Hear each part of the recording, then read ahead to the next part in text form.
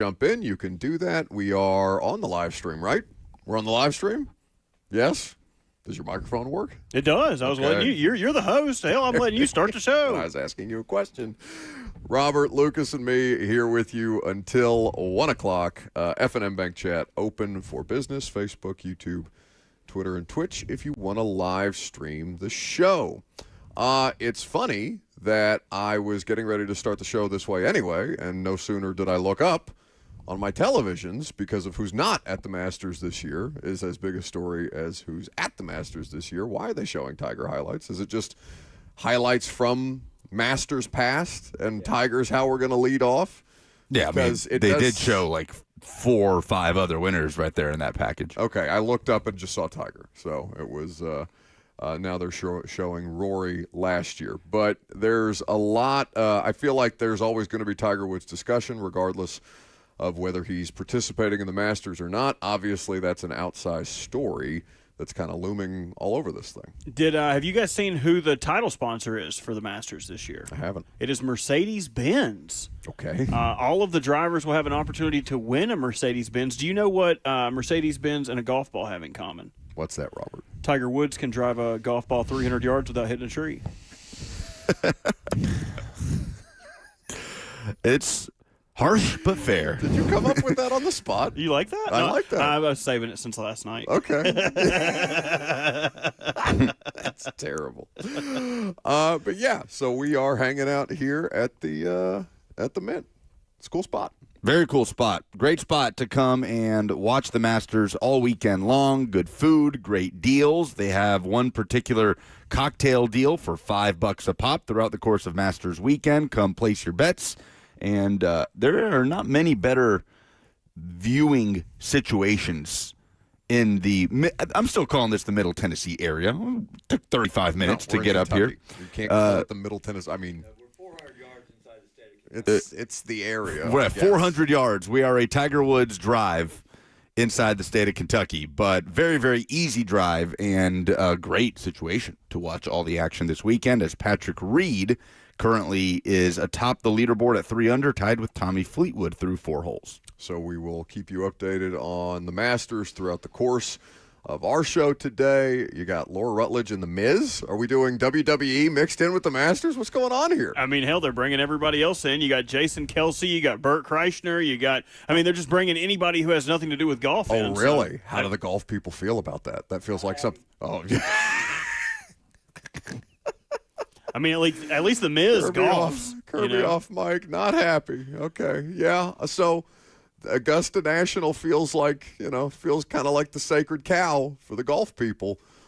I would imagine that there are some people who are probably of Kirby's similar demographic that are not down for the Jason Kelsey, Miz. Whoever else? Who else did you say? Burt Kreischer. Burt Kreischer. Okay, if you want to put a bet right now, what's he doing? Just taking his shirt off. Oh, is he? Same thing he does. Are they letting him? I'm assuming they would. Okay. You don't invite him if you're not going to let him take his shirt off. You know what? Here, I'm going to make a bet. I feel like Augusta would like kick him out. I'm going to make a bet with you guys right now. Yeah, this isn't waste management, Burt. I think he's going to take his shirt off and he is going to have a painted-on Masters jacket. I will bet with you guys right now that they have thought of this and they have thought about the history and the pomp and circumstance of the Masters.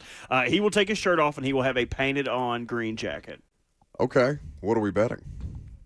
Hattie B's, like usual. Okay, we can bet an order of Hattie B's to start the show. Are you guys into the Masters, or either of you? I know Robert doesn't do anything but football, really. I feel like the Masters is at least a tradition in the sense of I feel like we always used to get together in college and watch the Masters, especially with the weather getting nicer and stuff like that, you'd find ways to get out of class and go watch golf instead of doing whatever you're supposed to do in the middle of spring. I mean, none of us, of the three of us, Kirby notwithstanding, none of the three of us are, I would say, golf aficionados or golfers. Like, when's the last time either of y'all went out and played at least 9 holes of golf? Oh, like last week, me and Cheyenne. Oh, really? Yeah, at this putt-putt place. It was really fun. That doesn't count. It does count. No, it doesn't. Putting is a crucial part of it doesn't golf. count. Short game. Definitely. When's the last time you teed off at a golf course? Oh, at a golf course? I don't know. When's the last time we did a show at Hermitage? None of us have ever played at one of these I've played at Hermitage. golf classics I've that been we've done. awful, but I've played at Hermitage. I just like driving the cart, and I like the sandwiches. I feel like neither of you were there. I feel like I was out there with Jackson for some reason. Well, either way, I appreciate the Masters for the tradition that it is steeped in and the aesthetic of it all. So I will be watching pretty intently throughout the course of the weekend. I can't really say that for any of the other majors, but I think that's most of the general public that is not super in the weeds when it comes to golf every single year. But I do get up for the Masters every year.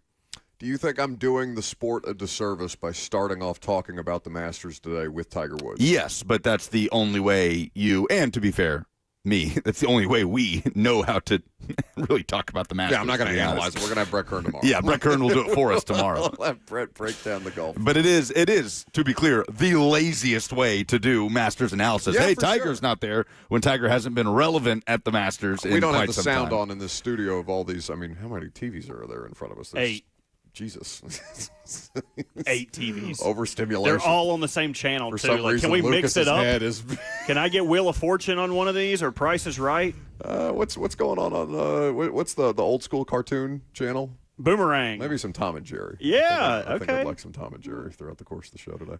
I think Kirby's disgusted with us, but I mean seriously, I do. It was just I happened to look up Tiger Woods on the broadcast. I'm not sure how much they've talked about Tiger on the broadcast. I have to imagine it's some.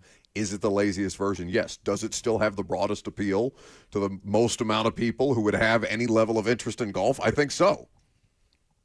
Yeah. I mean, lowest common denominator can be lazy. It can also be the broadest way to appeal to people about this.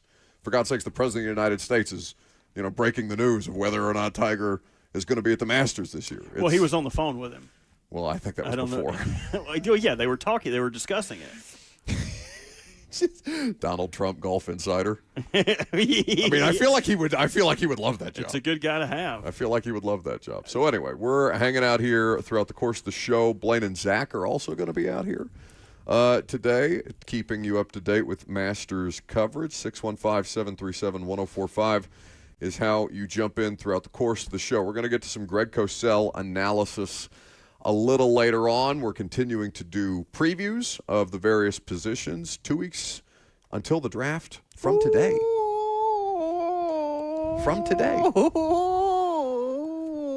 2 weeks today. Now, You look like I'm so excited. the face that you were making, it looked like somebody was pinching your nipple or something. I'm confused. Was that pleasure? Was that pain? I'm disturbed. Every time we come back from break and we're on remote and our microphones get cut on, the producer back at the studio says, "Turning you on." That doesn't turn me on. Saying the draft happens in 2 weeks from today turns me on. well, I do have a question I for you. can't confirm. I'm sitting behind this desk with him. Do you enjoy, be honest, do you enjoy the NFL draft in and of itself more, or do you enjoy the pre-draft conversation more? Because I think, my opinion is, you enjoy the lead up to the draft more than you do the actual names being called. Nah, dude. Nah, day 2 and day 3 for me are just pure bliss because those days would not be fun if it wasn't for the pre-draft. So I understand what you're saying, but no, I'm infinitely more excited to sit with my buddies on a couch and say, "Oh, okay, I bet that 3 cornerbacks go off in the next 10 picks," and everybody takes the bet. Whoever loses has to finish their drink. That's what I'm looking for. Oh, that's a fun way to do the draft. Sounds like something fun to do out here at Circus Sports at the Mint Gaming Hall in Franklin, Kentucky in a couple weeks. This place is so stinking cool, man. I don't see the hot dogs today because it's pretty early. I will report back if I see the dogs It's out. 10 a.m., yeah. Those big old No, the circa dogs are shaboing boings. The dogs will be out here in a little dogs bit. are But great food. I was in here for 5 minutes and heard ching ching ching ching ching ching ching ching ching ching ching ching. Somebody already hit a bonus. It could have been me. Lucas has been trying to dissuade me from going out there and putting money into the slots because he got done wrong last time. While Daddy over here was raking it in, I will be out there. I will hit another bonus today, and I will spend that money on Kirby. Me and you are going to have a good lunch, buddy. Okay, so you have that to look forward to if you want to bear witness to whatever the hell that looks like. Kirby and Robert's pizza date, I guess, or hot dog date, whatever. There's a they're gonna steakhouse partake in. here. There's a Oh, steakhouse is in there? the casino. Lucas Nice. and I had dinner there last time we were here. It was It was exceptional. a lovely Why was steak. this not put on video? Why was this not used for content purposes? We Were you too split drunk? half. We split half a bottle of wine. I feel like the two of you got too drunk to put on camera. I don't know. I don't think we live our lives saying this has to be made for content. Yeah, okay. Well, But now that you say that, I remember that the next time you complain about endorsements and stuff like that. Zach Lyons just texted me and said, "Are the hot dogs free?" No, the hot dogs are not free, but they are the next best thing. They are $3. Whoa. Big old hot dog. What is free is Greg Cosell's draft analysis. We'll get to that coming up next.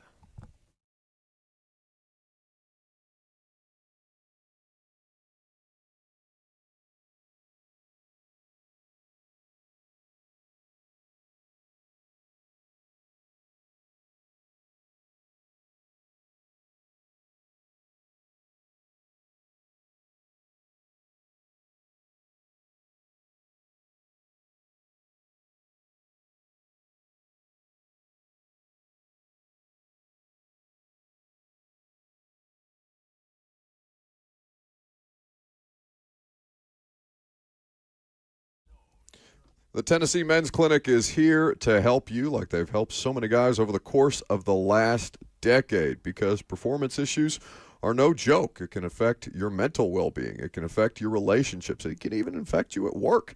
And that's not something that you want to happen at any point. These things are natural. As your body ages, your body starts to change, but you don't have to make some of the effects of aging inevitable that way. That's what the Tennessee Men's Clinic is here to help you with. No one-size-fits-all treatment. They're there to help you through the process that's specific to you. And the care is in person. It's not online pills.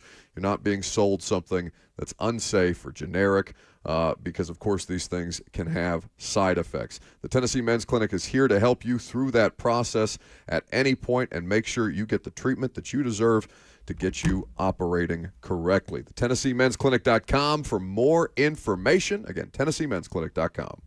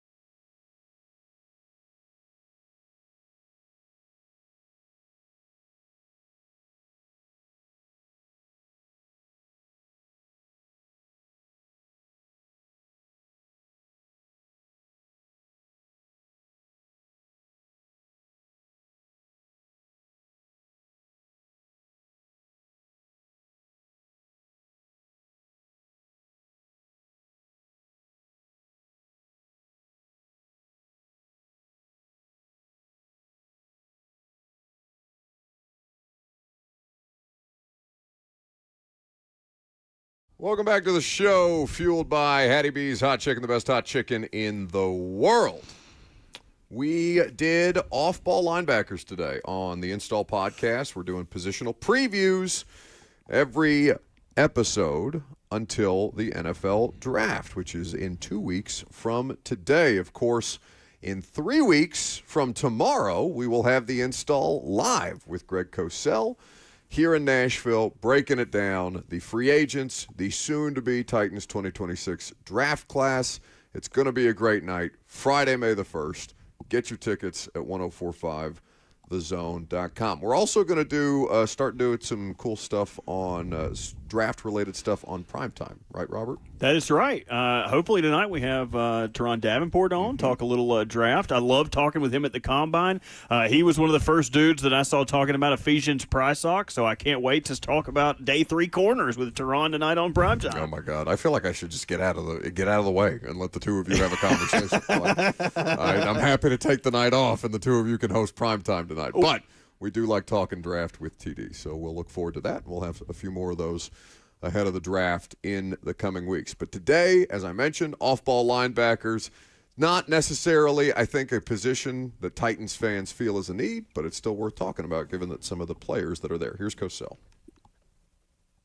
Welcome into the Install with Greg Cosell of NFL Films. We got the live show on the horizon. We've got the draft even closer than that. And today, Greg, we're going to do some off-ball linebackers, which is not necessarily, I think, a position that Titans fans view as a need, but understanding the DNA of this new coaching staff and specifically the defensive play calling head coach, we know that they place a premium on this position, even if it's not a premium position per se.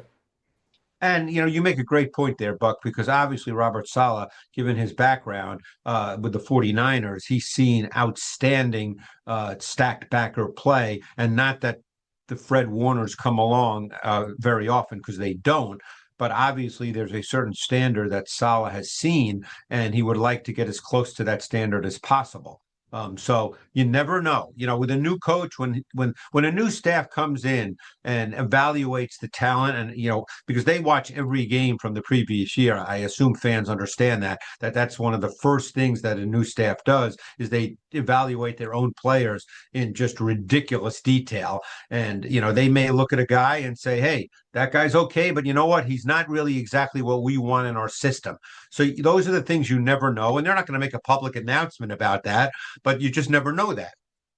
And Cedric Gray is one of the players on this particular roster that we feel like is ascending. Had a solid year on a team that didn't have a lot of other bright spots, and obviously he got injured towards the end of the year, so that derailed it slightly. But still a quality player that they feel like they can continue to add pieces around him and Jeff Simmons and everything else that they brought in free agency. Now, you and I have talked about Arvell Reese before, and I know you view him more as an edge player than you do an off-ball linebacker. But I'd like to ask you about the traits that make that at least a conversation between the two positions. Yeah, and it's not that I view him as an edge player. I think that just his traits and the explosiveness that he brings to the table led me to believe that, as an edge pass rusher, which, by the way, there's great examples of that on his tape, that's just viewed in the league as a more premium position. But I think that he certainly can play stack backer if that's the way a team sees him. Don't forget, he played about half of his snaps on the edge and half of his snaps at stack backer, and he played in a Matt Patricia defense, and we can't, that's a really important point, because that's an NFL defense. Now he showed one of the things, and you know how Coach Mack feels about this. He showed that physical component, attacking downhill in the run game, taking on blocks with strong hands to stack and shed. You've probably heard Coach Mack talk about stack and shed many, many times, and that's so critical when you're playing the stacked linebacker position. So you're dealing with a guy that can physically control and displace offensive linemen in the run game. He's got short stroke power with heavy hands. If you draft him and you choose to make him, hey, he's a stack backer, he'll be a very good player too. He believe me, this guy just physically can do anything. So yes, I mean, again, who knows the Titans pick at 4. You never know how the draft's going to play out. Obviously, everybody's a genius now with their mock drafts. Everybody's got it all figured out. You never know how this is going to play out. I'm just not as smart as those people, Buck. I don't have it all figured out. Well, maybe you step your game up one time, Greg. Maybe. I know. I'm trying. I'm trying. God love you. So with Arvell Reese, obviously he's going to be an interesting fit, depending on the team that he lands with and how they view him relative to the traits that you just described. There's no question that Sonny Styles out of Ohio State is going to play off-ball linebacker. I know he's a converted safety, Greg, and that's he seems like he has made a smooth transition, or did make a smooth transition from that position. He's such a long and rangy player. And then, to go along with the freakish athletic testing that he had in Indianapolis, he's without question one of the best defenders in this class. Yeah, no question. And, it's funny. For a number of years, we've heard that the stacked linebacker position is not necessarily a premium position in the league. And even though Robert Saleh is not from the Vic Fangio school of defense, the thing is more and more teams have defenses and coordinators that come from the Vic Fangio school. And in the Vic Fangio school of defense, stacked linebacker is a very, very important position. I mean, you look at what Zach Bond has done the last couple of years with the Eagles, become one of the best stack backers in the league after never having played it before, even in college. So it's a really becoming a more important position. And Styles, I mean, you're dealing with a guy that's a physical freak. He's 6'5", 244. We know about the 40 time at 4.46, the vertical at 43.5. I mean, that's just crazy. He plays easily, and he did show a downhill mentality and physicality. I wouldn't call him violent, but he can be physical. I thought he was much better this year than he was in 2024 because I watched him last summer. I thought he just showed further improvement as a stack backer because, as you said, he was a safety, so he didn't line up. I don't think people sometimes think about this, but it's really important. When you see the game totally differently from different spots, like when you're playing on the back end, there's a lot of space to where the ball is, and you have more room and time to sort of navigate and see and figure out what's in front of you. When you're playing stack backer and you're maybe only 3 or 4 or 5 yards at most off the ball, you don't have that same time to key and diagnose and to trigger. Everything has to happen quicker. And that is a true adjustment. That's not something, just put him in stack backer and he's ready to go. So I thought he was much better at that this year than he was in 2024. A lot of people are going to have these positional groups stacked differently. And like we always say, I don't ask Greg to make lists around here. But I know, Greg, that you do like the Texas Tech linebacker, Jacob Rodriguez. Yeah, Texas Tech had a lot of quality defenders on that defense. Yeah. What stands out about Rodriguez? And then there's a guy that just, he knows how to play the position. I know that sounds, just very simplistic, but you're dealing with a guy that just sees it the right way instantaneously. I mean, you could count on one hand, Buck, the number of times this guy seems like he's not in the right position. I mean, he just sees it. And he's so good in the box. He can both take on blocks, he can avoid blocks, he's gets into his gaps in the right way. He's just a quick processor with a quick trigger in the right gaps. And I got to tell you, here's what I typed in my notes after I watched him last summer as well, just because last summer I looked at the guys who led the nation in tackles and he was right there. So I said, I'm going to look at this guy. So that's what I did last summer. Then, of course, I watched him this year. Here's what I typed. I said, I can't recall evaluating a linebacker who stayed clean on his scrapes and flows as much as Rodriguez. It just seemed like he was always clean. And the thing that I think maybe blew a lot of people away was how well he tested.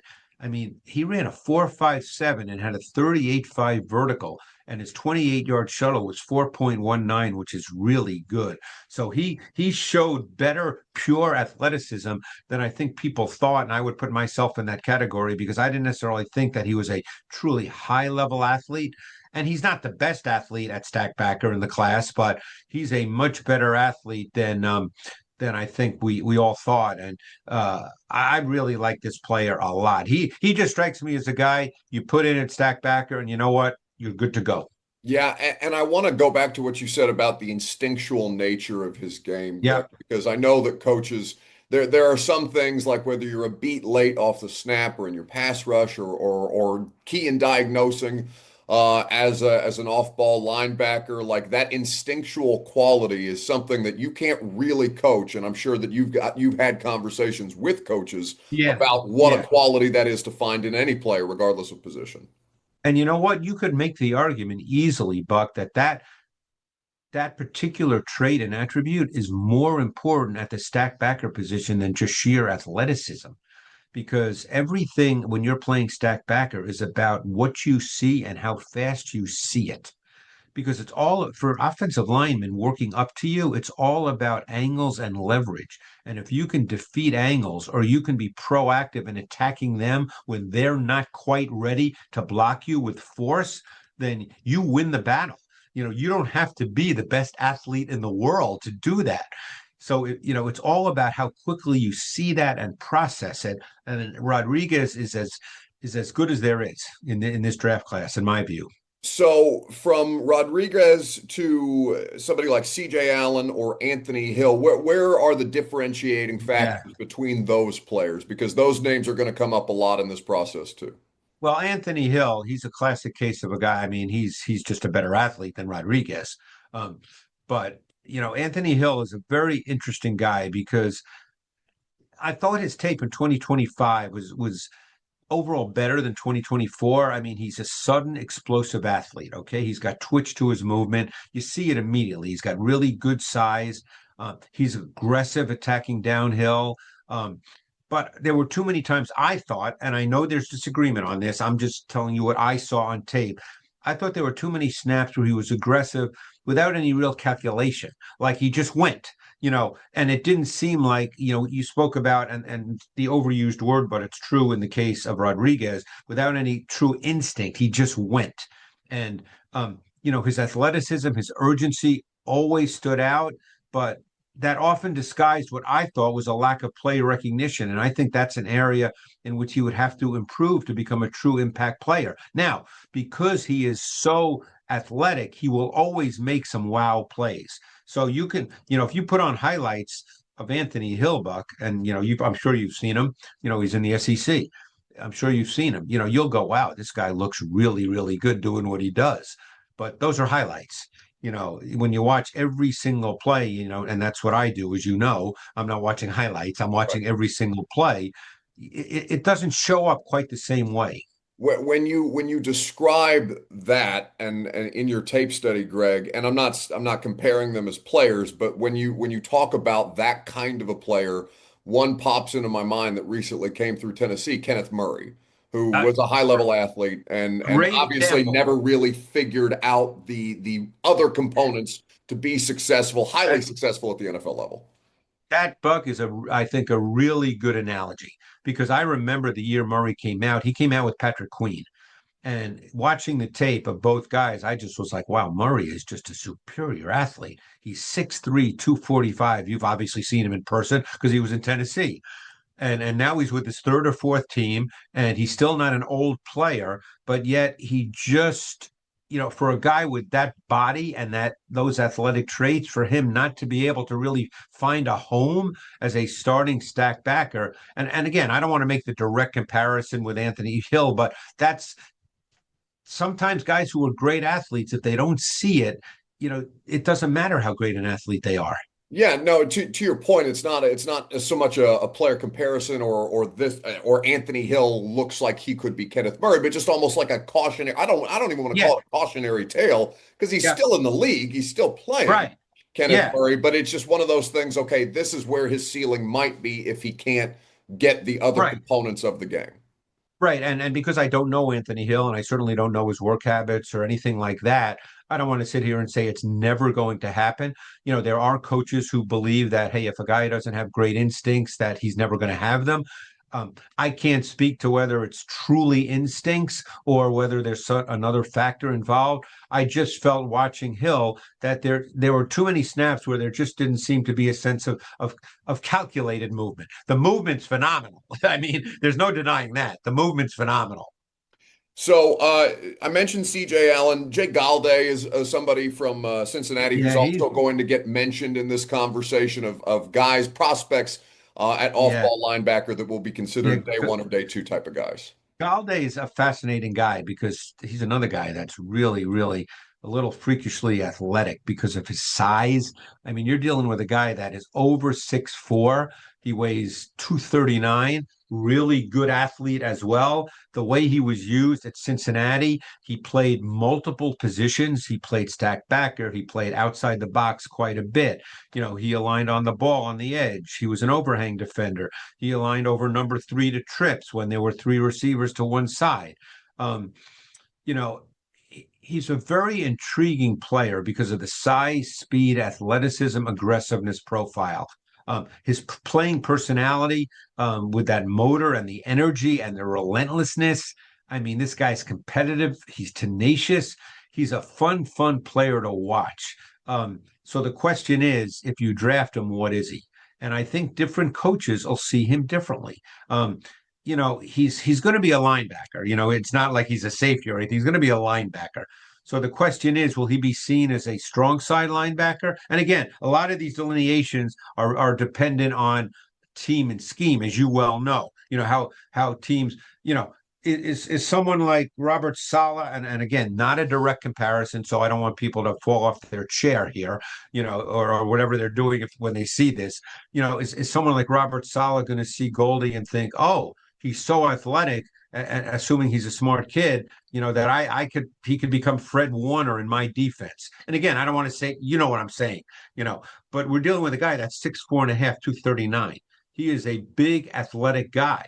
And he's a fun watch because of the way in which he plays. Yeah, it's almost incumbent upon whichever coach and whichever position coach their imagination to say, okay, like what can we do with this kind of player, and how can we keep him not get too far afield with him just because we're tantalized by the traits themselves. And I'm a believer, and different coaches might have different feelings, but I'm a believer that when you draft a guy that's played all over in college, and again, that's a great thing if a guy can do that well. Like obviously Caleb Downs, safety for Ohio State, did that under Matt Patricia. But I think when you get to the league and they start with the rookie mini camps, and I guess a lot of teams have started, are going to be starting that.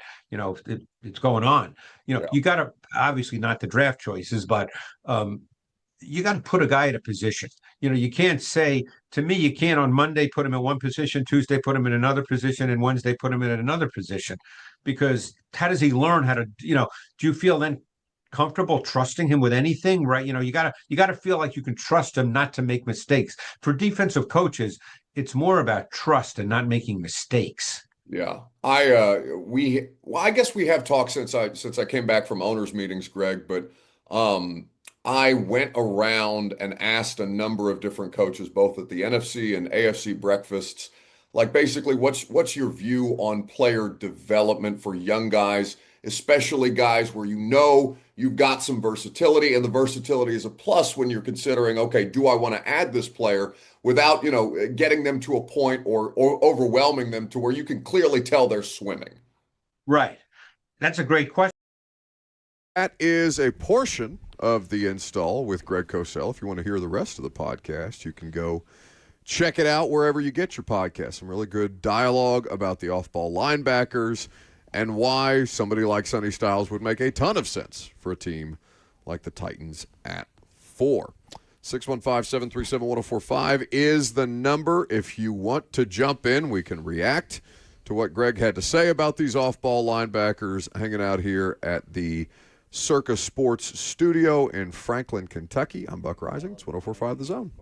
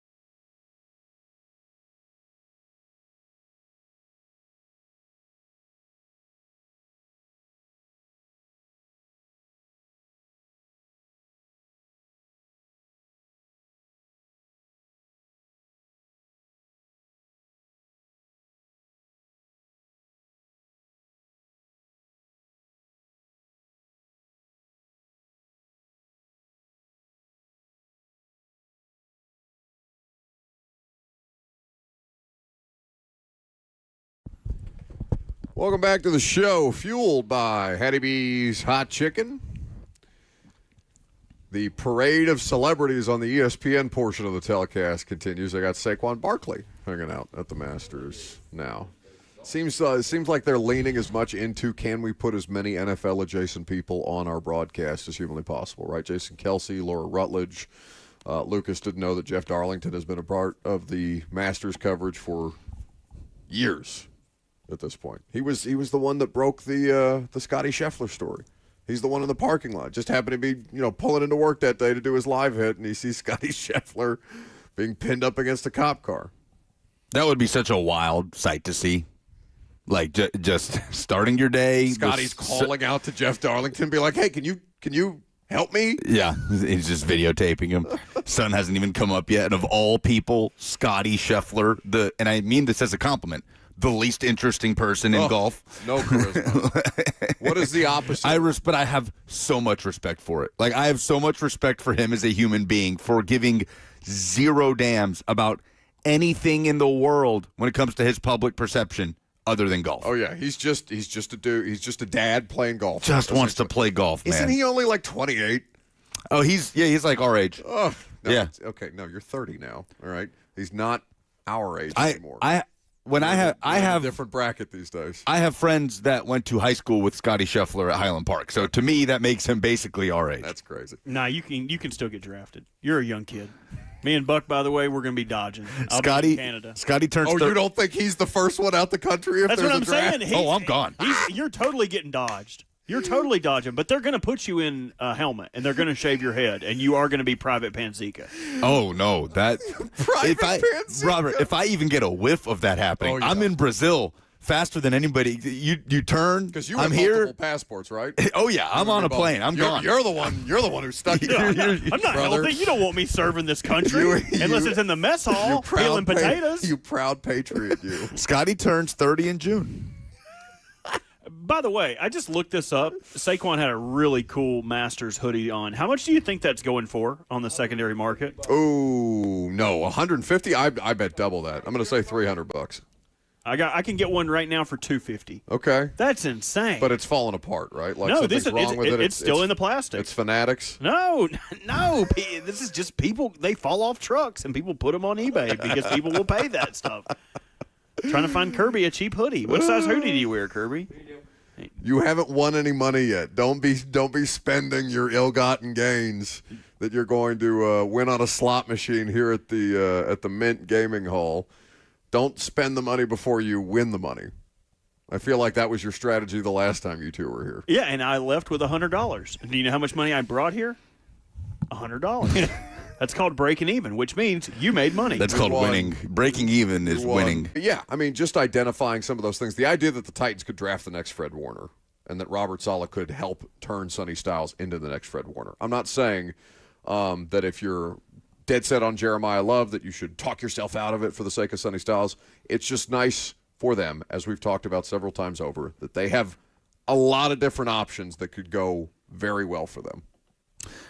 I was listening to Justin Mello on with Ramon and Will on the way up here, and he made a good point that this draft feels like it's so dominated by players that fall under that category of that play in positions that fall under the category of not valuable positions. Jeremiah Love, the way he put it, Jeremiah Love, you can make an argument, is the best football player in this draft, right?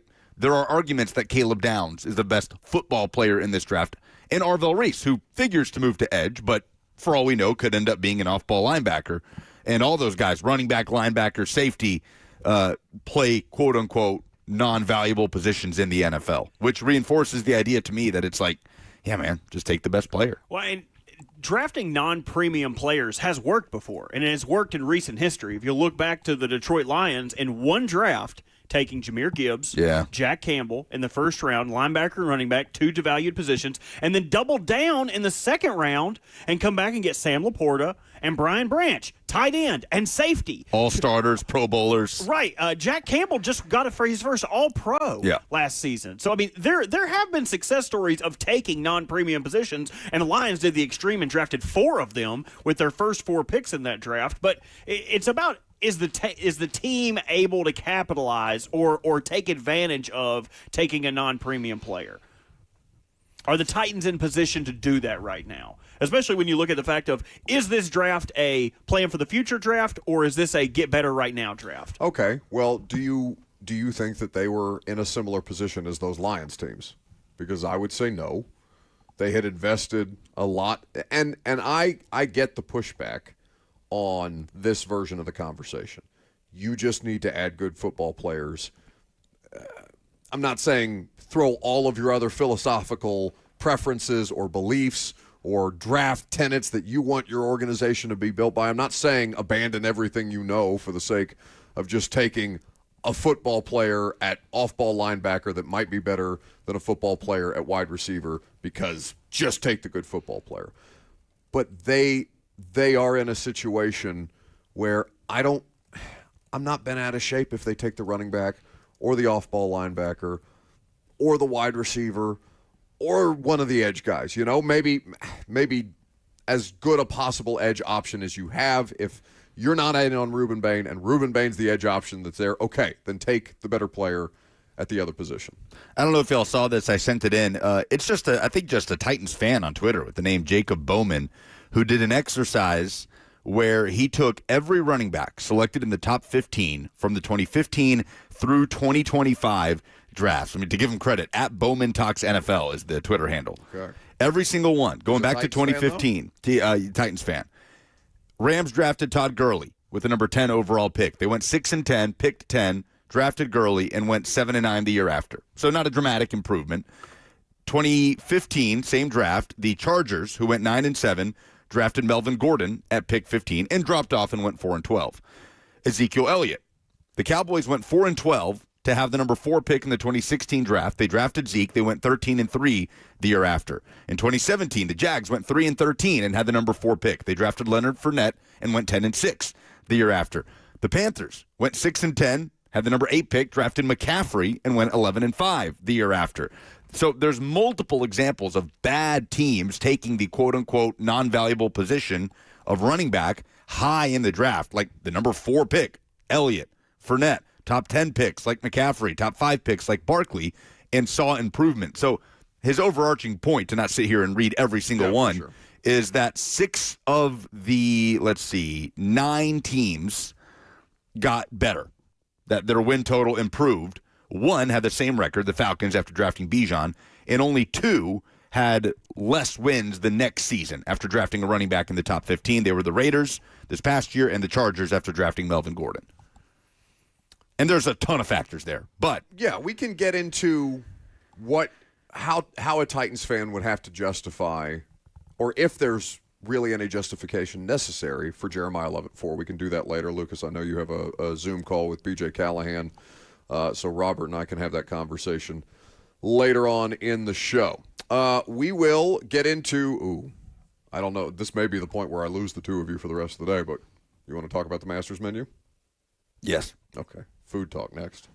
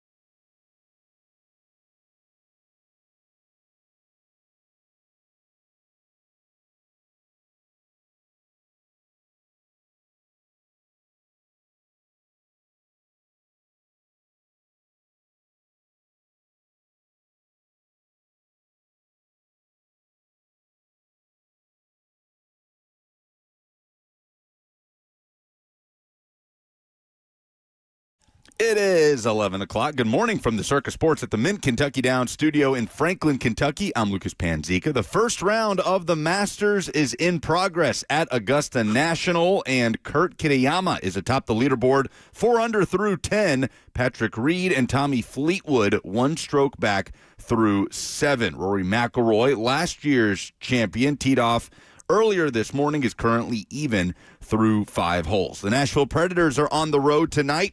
For the final time in the regular season, they currently occupy the second wild card spot in the West. 4 games left in the regular season. The Preds visit the Utah Mammoth tonight, who are 4 points ahead of Nashville in the first wild card spot. Puck drop is at 8 p.m. For all your foundation repairs and waterproofing needs, visit USSTN.com. Breaking news at once on your home for the Titans and Vols. This is 104.5 The Zone.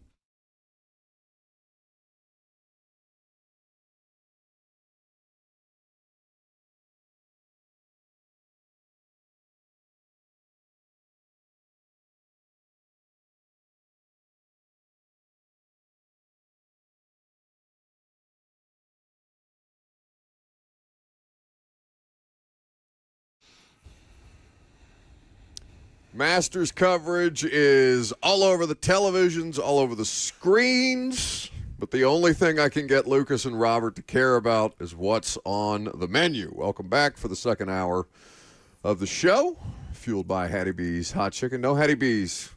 No Hattie B's in Augusta. A shame. A crime, even. They should probably reconsider everything about what it is that they're doing with their menu if it's not going to include the world's best hot chicken. But in the absence of that, Lucas, what do you want to talk about with what's on the menu? I know you're very invested.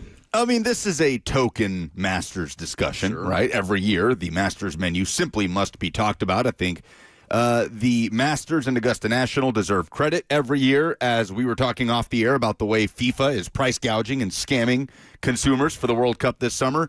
Meanwhile, Not that you're bitter. not that I'm bitter, here's Augusta National with an entire menu of sandwiches, breakfast items, beverages, snacks, that if you ordered every single item, you would spend $78.75 total.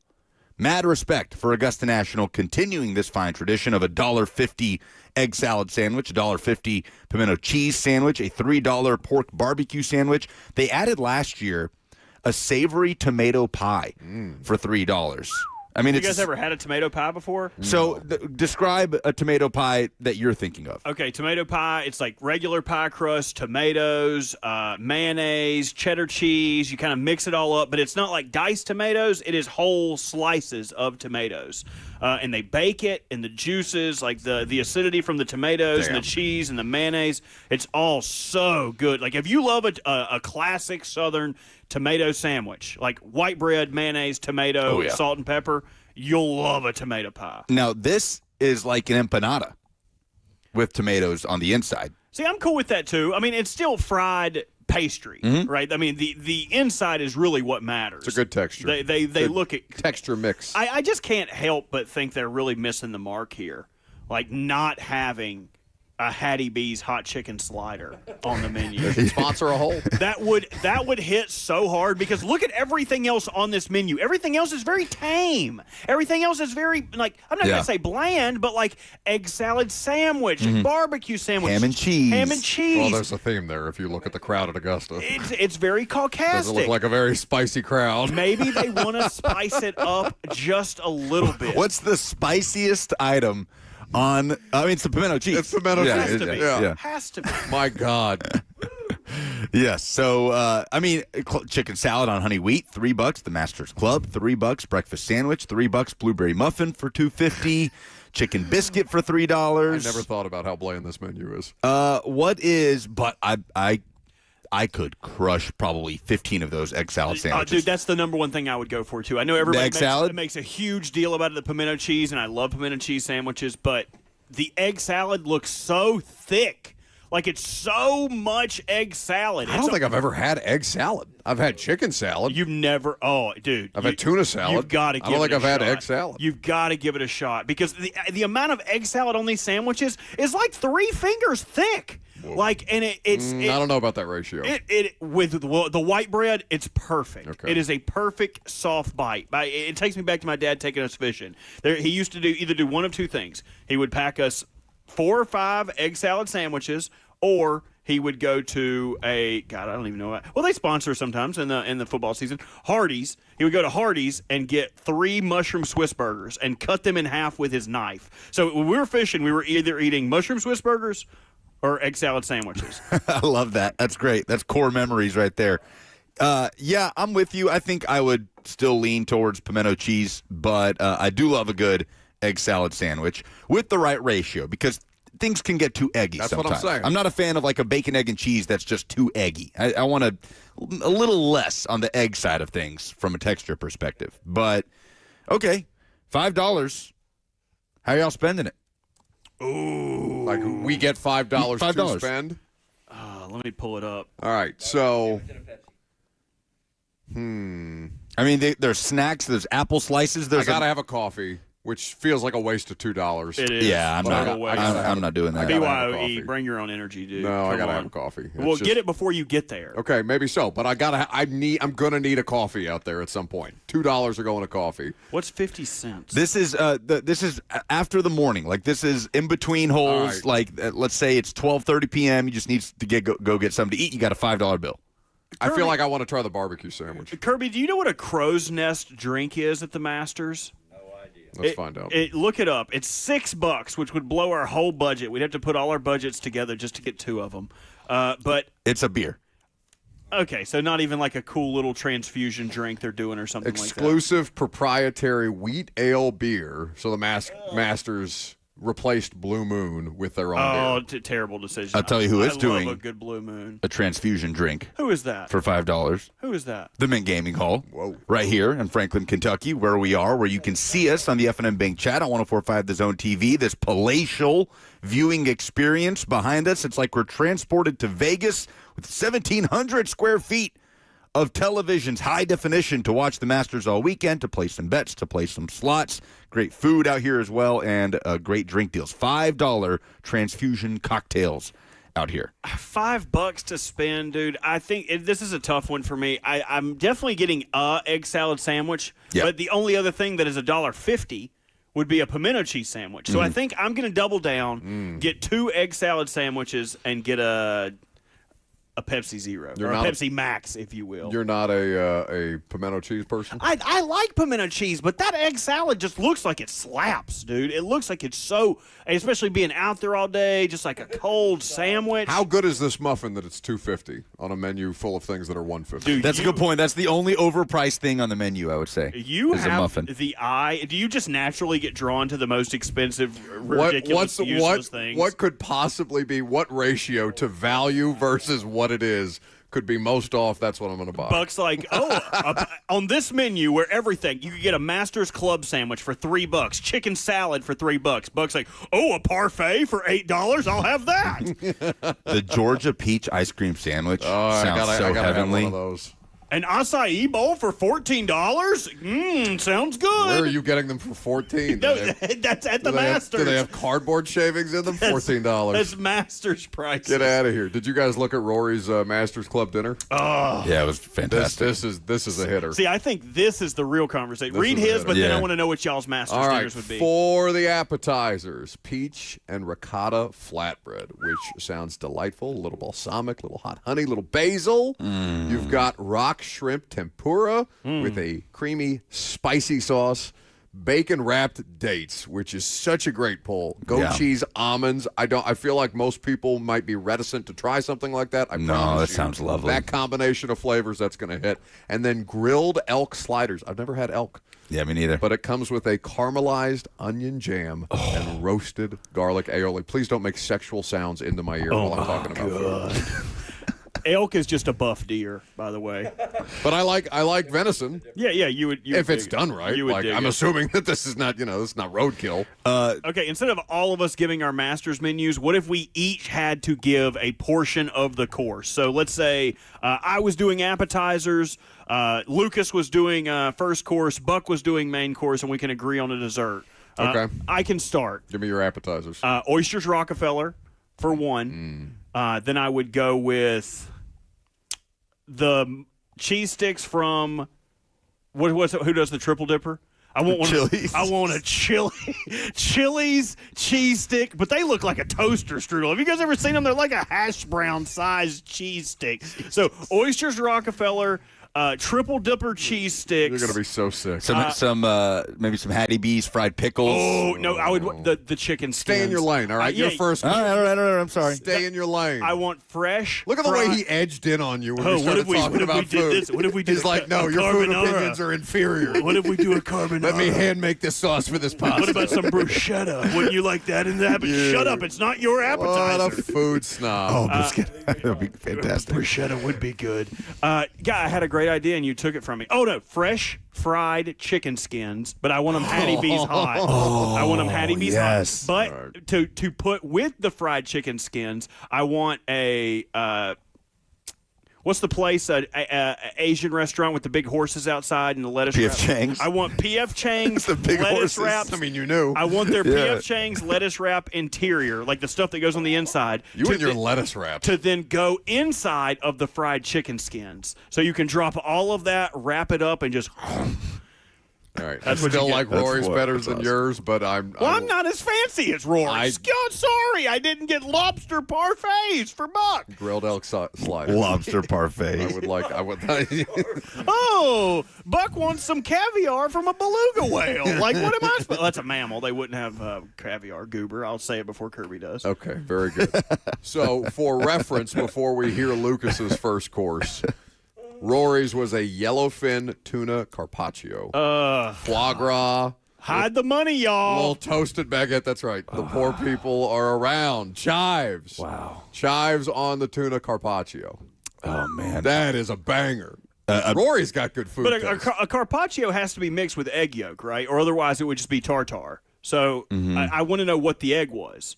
Was it a Duck eggs. Was it exactly? my. was it duck egg carpaccio? Something very decadent. Was it Ostrich. What are the little ones they pickle, Kirby? Quail. Quail. Was it a quail egg? I love eggs. quail I'm eggs. so hungry. Oh, I could eat like 100 of them. And on that note, I'm gonna go ahead and throw some beef carpaccio into my first course to You get a follow in dish. Rory's You footsteps. get a dish. You don't. Yeah. No. But you get multiple. Okay.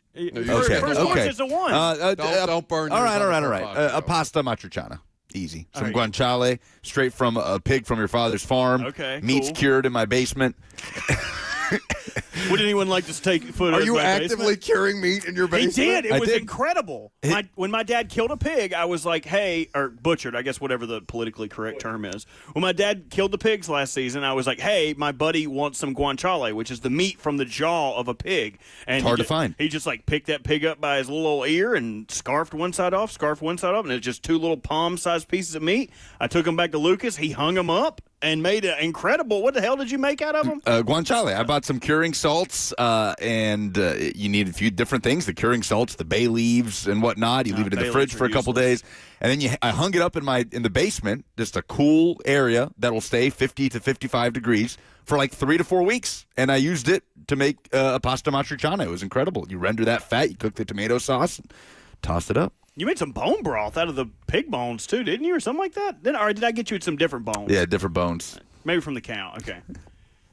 Venison. It was venison. Venison bone broth. There we go. So the main course for Rory, Wagyu filet or seared salmon, you have the option, with traditional Irish chomp, which CHAMP would be pronounced champ, but I'm sure I'm saying that. Which, did you see, he got a question during the media availability this week about his master's meal, and he said people keep asking him, why didn't you go more Irish? And his answer was, well, I want to enjoy the dinner as well. Yeah, Irish. Okay, so Isn't that didn't he go on some whole tirade about not wanting to go to Ireland because of the food? yes, literally. Yeah, so I resonated. And I'm sorry, a Northern Irish person just confirmed that to me. So, So champ is a potato specialty in Ireland. It is champ is made by warming chopped green onions in milk before mixing them through mashed potatoes. Yum. That sounds incredible. This was a terrible. If we were at the studio, I would be so upset. But instead, we're at Circa, so we get to go outside and go to Pie Rollers right next to the studio. I'm going to go all the way down to the end and go back and get the same ribeye I got 3 weeks ago when Lucas and I were here. It was Look at that. incredible. You wouldn't even be the first people through the pizza line. Oh, it looks so good. might get a slice. Sauteed Brussels sprouts, glazed carrots with brown butter, crispy Vidalia onion rings for Rory McIlroy's main course. Now, what would your main course be? So in this situation, I feel like you have to do a red meat and a chicken or a fish or a fowl or a fish, maybe, in this particular situation. So Jeremy Fowler. I am going to pick, what kind of fish would Jeremy Fowler be?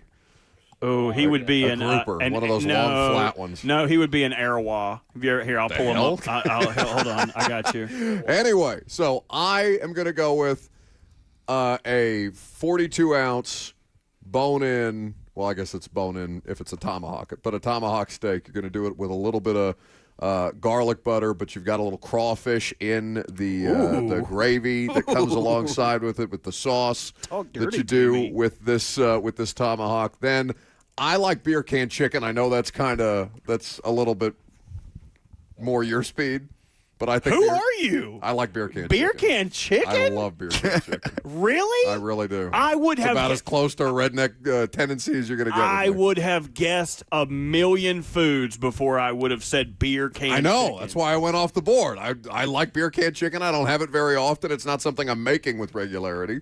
But when it hits, it hits. I think it'd be a big hit. I'm going to do Brussels sprouts with bacon jam. Kirby, not a fan. Maybe some balsamic. Kirby doesn't eat food. I haven't seen Kirby eat anything but That's true. But I've seen him eat cheese like those Kirby like crackers. eats a pack of cigarettes and chases it with a Pepsi. No, I've seen him eat calls those it breakfast. Those like okay? cheese crackers that come in the pack, you know. He doesn't get to my Brussels sprouts with bacon jam. Get out of here. What food you got in there right now, Curb? There's peanut butter M&Ms guaranteed. Peanut butter M&Ms. Yeah, okay. Lance peanut butter toast cheese crackers. Yes. Cheese crackers. About 6 of the Reese's peanut butter eggs from Easter. Oh, beautiful. Now, I just ate a beautiful sausage with real American cheese on honey wheat that I fixed at home prior to coming up here. We love that. Well, Kirby, would you like Pepsi at about Is the 46 sausage degrees. in the room with us? Would you? The sausage has been consumed. Would you like to help us define our dessert? I feel all of us got a menu. If we were doing something for the Masters, Kirby would definitely be Well, involved. you're at the Masters. You're in Georgia. So a cinnamon peach cobbler with vanilla bean ice Sold. cream. Wonderful. Sold. With salted caramel drizzle. Oh, Wonderful. I've been drizzled. I'm Robert's going to go toes up and the chair goes back. I don't know if my toes can go up the way they're curled right There's now. there's a little pre-drizzle in his pants. I'm about to rip this carpet up. I feel like I have talent. I'm going to go get a slice of pizza. Yeah, can't wait. Thanks, guys. More food talk next.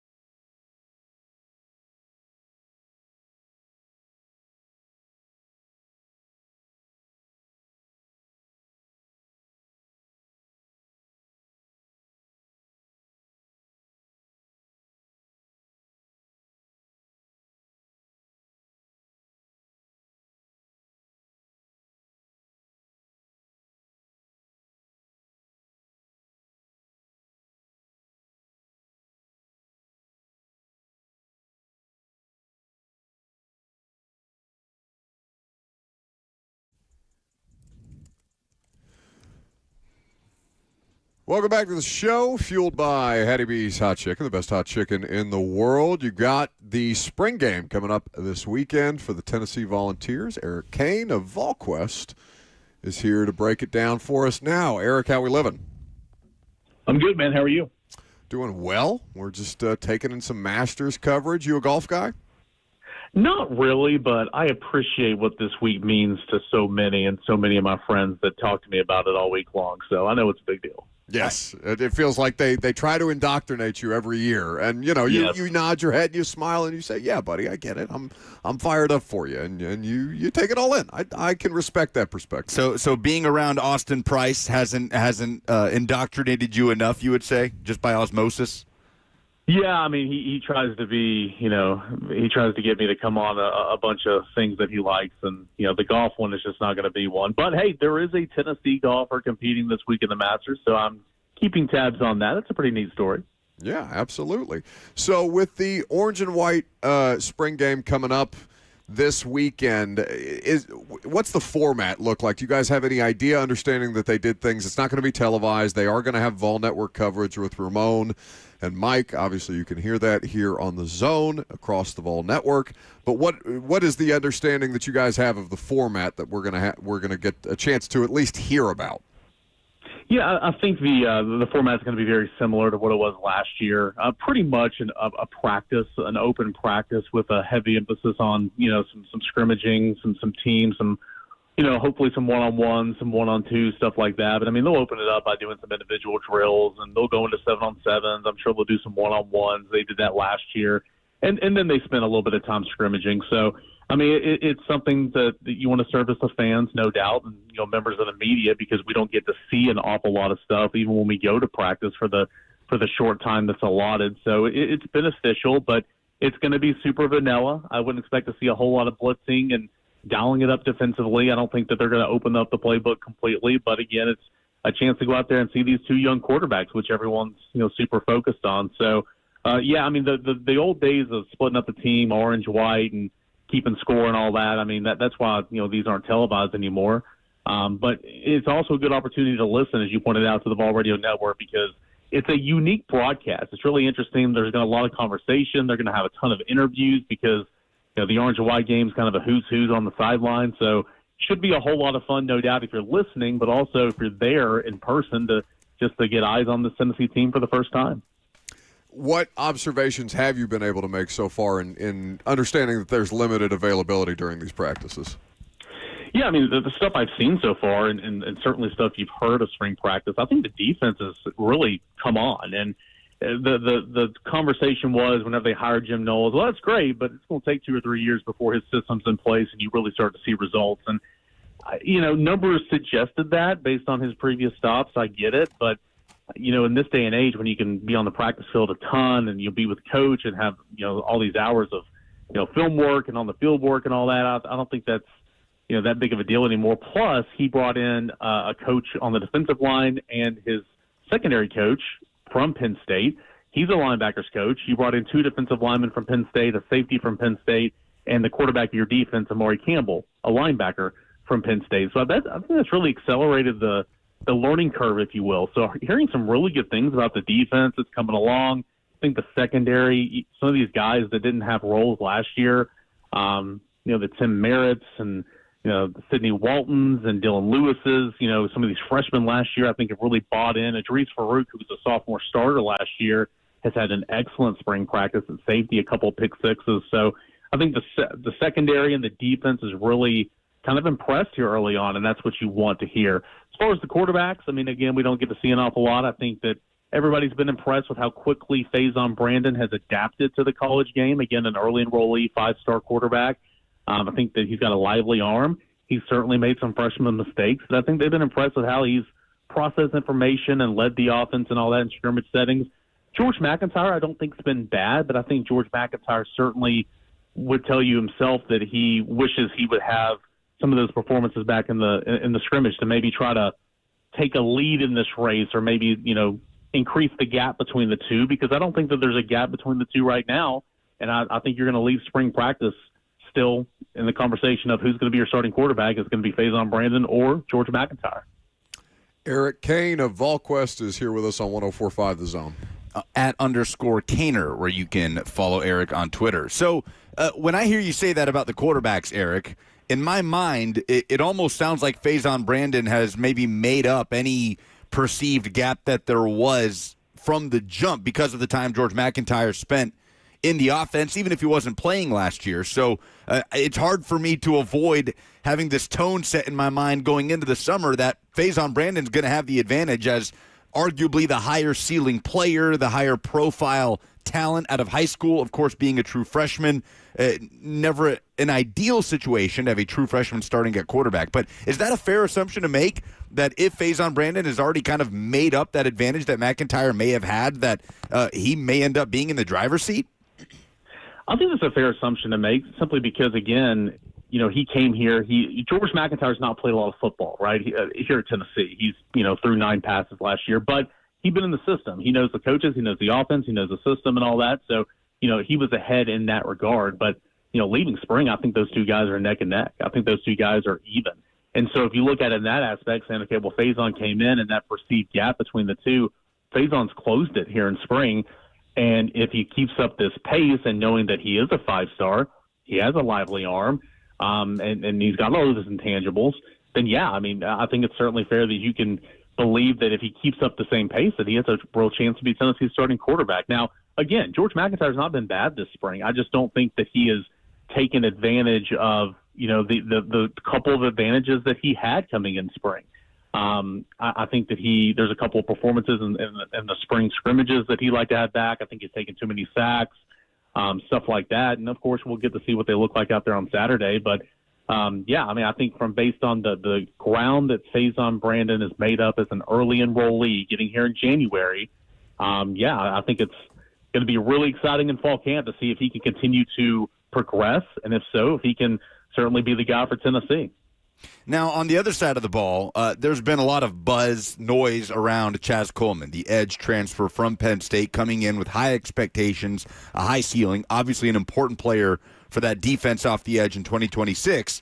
I heard you guys talking about it, listening to the VolQuest podcast this morning. Tennessee fans seem concerned about it. What can you tell us about the Chaz Coleman situation at this point in spring practice? Yeah, really all I can say is he's not been consistently on the practice field this spring. He was dealing with I don't think he's completely healthy. He was dealing with some situations, before spring practice began. But he's been not on the practice field every single day. And, in order for Chaz Coleman to be, a player for Tennessee and a guy that Tennessee can rely on, he's just got to practice some more right now. So I think this has been a spring that hasn't been, what he envisioned in terms of what Tennessee's envisioned in terms of having him out there every single day. And he's just got to put in the work in terms of being consistent on the practice field and of course, carry that over into fall camp. So, he was not on the practice field Tuesday morning while the media was there. Doesn't mean he didn't come out there later. Doesn't mean he wasn't around or anything. But, again, he's kind of been hit or miss in terms of being a participant for spring practice for Tennessee. What is the general state of that group right now in terms of the edge rushers and the amount of guys that hit the portal? Joshua Joseph's going to the draft, Jordan Ross hitting the portal. Coleman, a player that pretty much every Tennessee fan has circled at that position. With the concerns there, how concerning does that overall group become to you? Yeah, it's my biggest area of concern when you look at it, because I think that the secondary was obviously a place of concern, but I think that group's really come along in spring. They got to carry it over into fall camp. I recognize that, but I had some serious depth concerns about the secondary, like who's going to be, like you have 3 safeties you feel good about, you have 2 corners you feel good about, and you have a star in Quay Moss, but who's next? And I think we've answered a lot of those questions in spring. Some of those freshmen I mentioned earlier that's really stepped up. You look at the defensive line, and, you lose all of your Leos, essentially, except for Christian Gass, and, you lose a couple of defensive tackles. You have one defensive tackle that's been out this spring in David Hobbs. They got to figure some things out. I think the defensive tackle, the interior, has had a pretty good spring. I think they've been getting after the quarterback a little bit in spring practice, so that's obviously what you want to hear. I think there's some freshmen that have flashed, like J.J. Finch and all that, but no doubt about it, Tyree Weathersby, Marion Dye, Jordan Norman, the transfer from Tulane, and then getting Hobbs back healthy, Nathan Robinson in the interior. They got to step up and be some players for you, and those freshmen have got a couple of those guys have got to be counted on this year. But I think it's been good springs for Ethan Utley, for Isaiah Campbell, two freshman defensive tackles last year. So that's good. That's what you want to hear. But, Rodney Gardner likes to play a pretty big rotation up there. So, yeah, it's still very much figure it out. I think that some of those guys have had good springs, but overall, the real question is going to be, can you get after the quarterback with 4 so you don't have to send blitzers from the second or third layer? And, of course, we won't know that until the season gets here. He's the host of the Locked On Vols podcast, Eric Kane, @_Kaner is where you can follow him. Were you at the Vols Pro Day? I was at the Vols Pro Day for the last 2 hours or so up, and I missed 40-yard dash times, but I heard all about it, and Jamal McCoy blazing with a 4.37. Yeah, so I guess what was the atmosphere around Jermod during the pro day, what you were able to attend, what his kind of interactions were? Because it feels like after we saw him test athletically, alleviates a lot of the concerns about the injury, feels like he's a lock now to be, if not the top corner taken in the draft, certainly a first-rounder. Oh, no doubt. I would assume he's a lock to be one of the top 2 corners. I know that I forgot his name. I think the LSU corner's up there as well. Yeah. But, his personal defensive back coach, Oliver Davis, put out a video the week before pro day, and it was him moving around doing drills and all that. And that was good because really that was the first time anybody had seen video evidence of him doing field work. But you still needed to see it at pro day. And, of course, he just dominated his 40-yard dash time, which was great. The Tennessee defensive backs that were doing field work and drills and all that, there was a clear difference when Jamal McCoy got out there compared to the others. He looked great. So he was obviously the biggest winner of the day. He is a locked-in first-round pick. You would know better than me, but I would assume he's probably a locked-in top 14 pick. He's going to be an early draft pick. So he was a big winner. I think Chris Brazzell was a big winner as well. He ran very well at the combine, so he didn't need to run at Tennessee's pro day, but he ran some routes with Joey Aguilar throwing in the football, and he looked good in field work and all that. So I think Chris Brazzell's helped himself out, and I think Colton Hood, another cornerback that's gotten a lot of early round buzz, that he ran well, didn't run as well as he wanted to at the pro day. He ran I believe a 4.42, wanted to get in the 4.3, so he just missed that threshold, but he was flying as well. So I think he really helped himself out in the pro day as well. Slightly off topic, but what the hell's going on with the baseball team? It's tough, man. You replaced 8 of 9 position players in the field coming into this year, 2/3 of your rotation. Those 2/3 were first-round draft picks. You redid your entire bullpen, and you're relying on a young crop of sophomores that are so talented, all top 100, top 125, by perfect game coming in, out of high school, to kind of carry the load for you. And for the most part, that group really hasn't performed up to standard so far this year. Tennessee's starting pitching has been great. Tennessee's got a freshman phenom that's not just one of the best freshmen in the league, but one of the best freshmen in all college baseball. And Cam Appenzeller kind of in a long relief role, and he's been great. He was phenomenal on Saturday. Tennessee has issues closing games right now. They're getting to the 8th and the 9th innings with leads, and it's been pretty wild to see how they've lost these games the last 2 weekends at Vanderbilt and against LSU. So the offense is not hitting to where it needs to. It's a 227 batting average in SEC play, which is not good. But it's been the bullpen that's really been concerning the last 2 series. So they got a big one coming up in Starkville against a very good Mississippi State team. They need to do anything they can to go out there and get a win and then get back home, not get swept, I should say, and then get back home and handle business against Ole Miss next week to kind of make up some ground. So talent's there. Underperforming for sure, but, man, for as bad as the record looks in SEC play, Tennessee is, shoulda, coulda, woulda, I get it. Tennessee's been in position to sweep the last 2 weekends, and they've gotten 1 win. So they're close, but they got to get across the finish line. Eric Kane of VolQuest with us. On the way out, Eric, I think we all expected some turnover on this Tennessee basketball roster on the men's side. The women's side, I think, is a whole other conversation. But I don't think anybody anticipated anything this extreme where you have no foundation, no continuity whatsoever coming back next year, really for the first time in the Rick Barnes era. How surprised are you by just how steep the amount of turnover is with this roster, and what's the general outlook? What's the feeling on the type of investment Rick Barnes is going to have at his backing to go and try and put together a team in one offseason that could potentially get to Tennessee's first ever Final Four. Yeah, I mean, it's a little surprising, no doubt. You expected some, because, I mean, in this era, you're not going to return everybody, okay? But you were expecting to lose a couple, okay? But not 6, I think. They lost 7, but Troy Henderson actually never entered the portal, said he's going to come back, and he was a reserve point guard for you. So you bring him back, you bring Dwayne Brown back, which had, was in the rotation, started 10 games, did a lot of things for Tennessee. So you like that, young nucleus there, and you'll see what happens. I think Rick Barnes is going to have the funds to go out there and get some players. I think that he's going to be competing with the Alabamas, the UConns, the Dukes, and all the better teams in the country to go out and get some players that he wants. Operation budget's going up, but again, that's the price of doing business is also going up. So that's how it is every single year. Certainly, I think some unease knowing that. Did you really think you were going to lose J.P. Estrella, Kate Phillips, Jalen Carey, all those guys? But certainly, I think Rick Barnes gets the benefit of the doubt right now. You brought back some guys from last year's team, but you had to hit the reset button a little bit last year, and you went to the Elite Eight. He's gone to 3 straight Elite Eights, 4 straight Sweet 16s, 8 straight tournaments. I think Rick Barnes really loves and thrives the transfer portal era in terms of recruiting a player for a couple of weeks compared to a couple of years.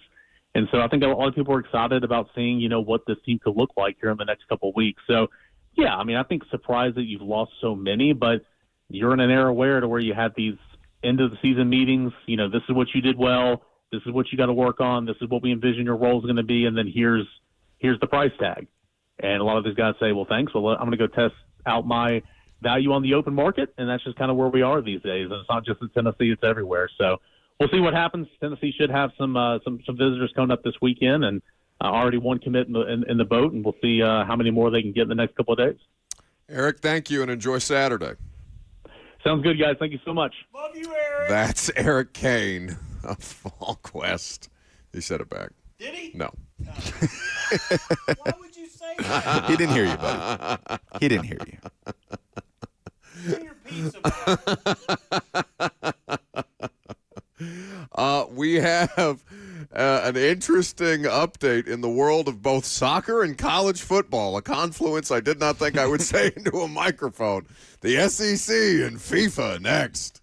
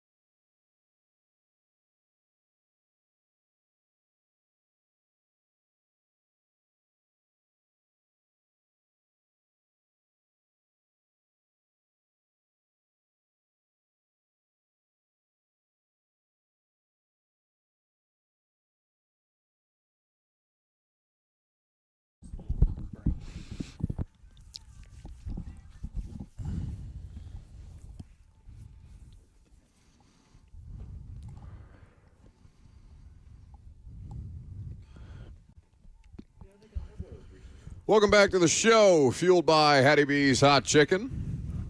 Best hot chicken in the world.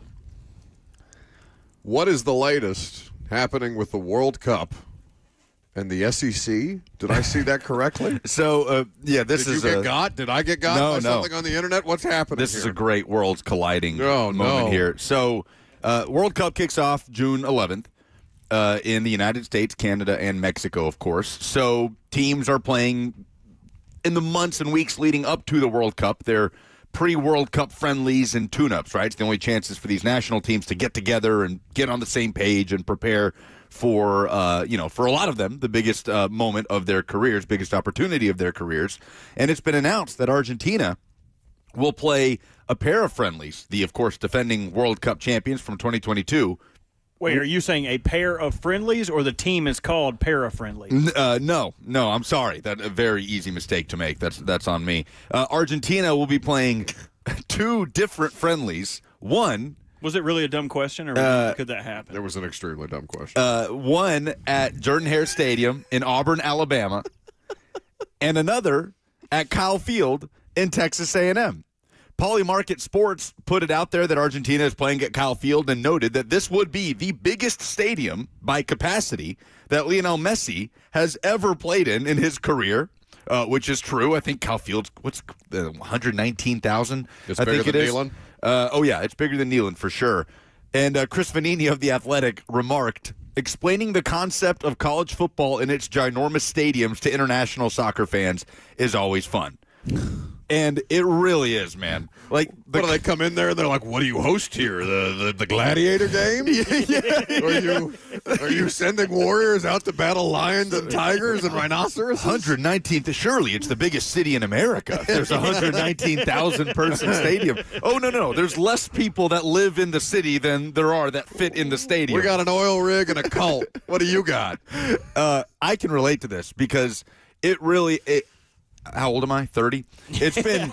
Here, let me check the records. Do y'all ever do that? When somebody asks how old you are? Like, I'm 30, yeah. Dude, it happened when I turned 30. Mm-hmm. I keep thinking that I'm already 33, but don't you turn 33 this year? Yes. Okay, I also turned 33. I just tell 33 people... like 2 weeks after I do. August 4th. Yeah. Write that down so you know when to get my gift. When's my birthday? July 20th. Oh! Kirby said Kirby phoned a friend. I knew the first part. That's great. Supposedly. Argentina will face Honduras at the home of the Texas A&M Aggies, and they will face Iceland at the home of the Auburn Tigers.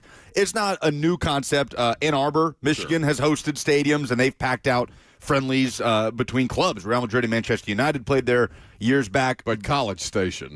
Yeah, I'm surprised by this. That's a culture shock. People descending down onto the plains and College Station. I just have this image in my head of what's that? That we're doing internet on the radio, and we try not to do this, but that one we're really bad at woman in her cop-like sunglasses calling the police on the cookout. Yeah. Like that's what this feels like. Oh, for sure.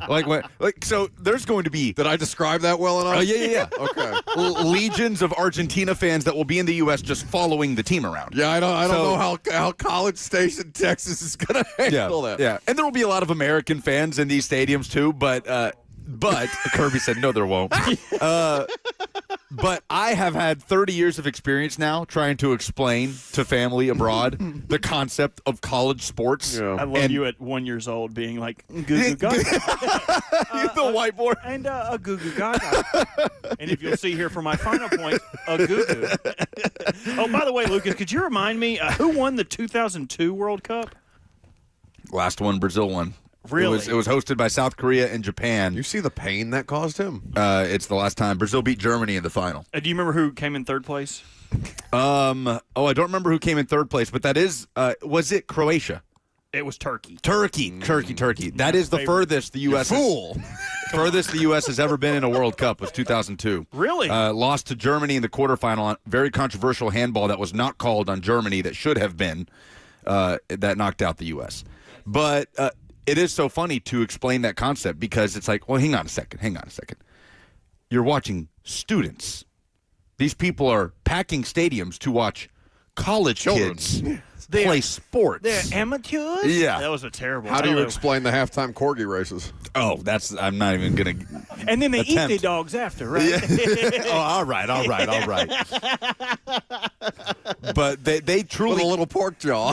They look so delicious. But in places where if You're you being discriminatory want again. to, there's no such thing as sports and education going hand in hand like that. You can't meaningfully pursue professional sports while also getting your education in the same place. It's very hard to explain that concept. That no, people go to watch literally college kids, students hit each other a bunch of times, and put 119,000 people in the stadium. Hell yeah, we do. It's a great worlds colliding moment. America. So we've got potentially an Argentine. He says Argentine, but I think Argentinian sounds way cooler. Either one. Yeah, You can't have both. No, you can't. Oh, okay. I'm an American-ine. Do you hear how many different American Indian. Do you know how many different ways people have pronounced Iran in the last couple Yeah. months? Come on. Like, it's at that point. Boy, that's coming from an Egyptonian. You get one. You don't get to say either or. You I have to like pick. Americine. Americine? I like that. That sounds like a party. That's what that would Lucas be is going to does put down sound- when they try to draft him. No, I'm not American. I'm Americane. Americant is what I am. I ain't going to work nowhere. It's hard enough to get me to go to work here. I ain't going to fight nobody. Oh, God. I just love that. Like, we're going to 119,000 persons. Surely it's in New York or in Chicago. Oh no, it's Los in Angeles? the middle of nowhere, Texas. College Station. How do we get there? Okay, we'll take the train.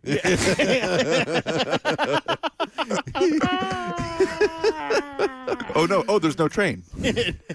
No trains anywhere. Okay. Is that what is the hardest SEC location to get to? Oh, good question. I Because, mean, like, in my head, Gainesville is literally in the middle of a swamp. It's gotta be Starkville, And you have Mississippi. to, like, take, like, a ferry to get there. Isn't that Mississippi State? Starkville? Starkville. Stark Vegas. Yeah, I mean Starkville, Auburn. Like game day traffic getting down to Auburn because it's just a 280. It's like a 2-lane highway all the way through Alabama. Nightmare. I think the hardest place to get to, from what I hear in college football, is probably Penn State. I mean, you just hear nightmares about flying into Pittsburgh and having to drive through the mountains, especially in the winter. But yeah, a lot of back roads and small 2-lane highways to get to places like Auburn and Starkville. But that'd be an interesting poll. What's the hardest SEC game day to get to from a transportation perspective? I think I did one poll and then forgot about the rest. I'll finish those later. When do you think the last time an SEC team visited Hawaii? Do you think they've ever gone? Vanderbilt. Vanderbilt went to Hawaii Recently. Yeah. Oh, good. It was like good pull. 2021 or two. Mike Wright was quarterbacking, ran for 1 million yards. Yeah, we were on the air for that for sure. That was like their first game of the season. If I was good but not great, like prospect wise, like I was a random 3-star or whatever, Hawaii would be so cool. Hell yeah. What that would be like, you don't ever even have to start. Where'd you play at? Oh, Hawaii. Oh, you guys sucked. Yeah, we did. But I was eating on the beach. Had a hell of a time. Eating poke bowls every day, dude. Their uniforms are sick. Their swag has to be sick. Like, yeah, you could do a lot worse than Hawaii. Ooh, and what was like Nani? She took care of Lilo. Lilo and Stitch. Yes. What was she? Her name was Nani. Yes. Dude, I would be Careful. trying to find all of the Nanis out there in Hawaii. Probably one of the most attractive cartoon women, right? Like it's her, it's Jessica Rabbit. For me as a kid, it was Jasmine. Oh, Jasmine, her hair looks Hey, so soft. Stay in your lane. Hey, dude, come on. You don't get to call dibs on every Middle Eastern woman that comes around just Yes. because, no, that's not true. You Yes. don't. I would probably still go with Jessica Rabbit, but Lola Bunny's up there. Who Framed Roger Rabbit does not get enough love. It's not a kid's movie. I mean, No, it's not. But I watched it as a kid. hell yeah. If you ever get bored, the licensing around that movie is fascinating because it was Warner Brothers and like certain Disney characters Yeah. too. So like, or Disney didn't want a part of it, so Warner Brothers snuck in. I don't know it either. Time for me to revisit it. But if you get bored after all our shows are done, Team rewatch. yeah. Coming up next, which positions would you be comfortable the Titans double dipping at in the draft? We'll talk about it. I'm Buck Risings, 104.5 The Zone.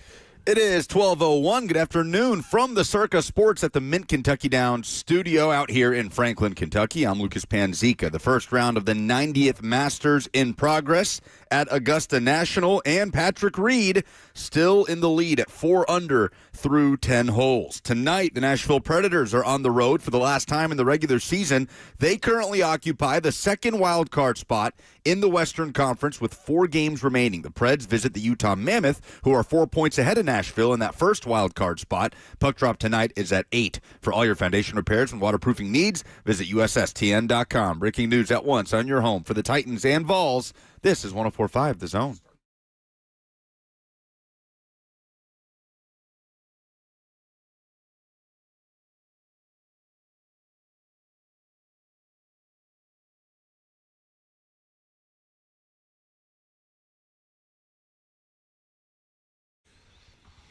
Final hour for us on this Thursday. Thanks for hanging out. Happy Masters to all of you who celebrate. Coverage underway of this year's Masters, the 90th Masters tournament. I saw today.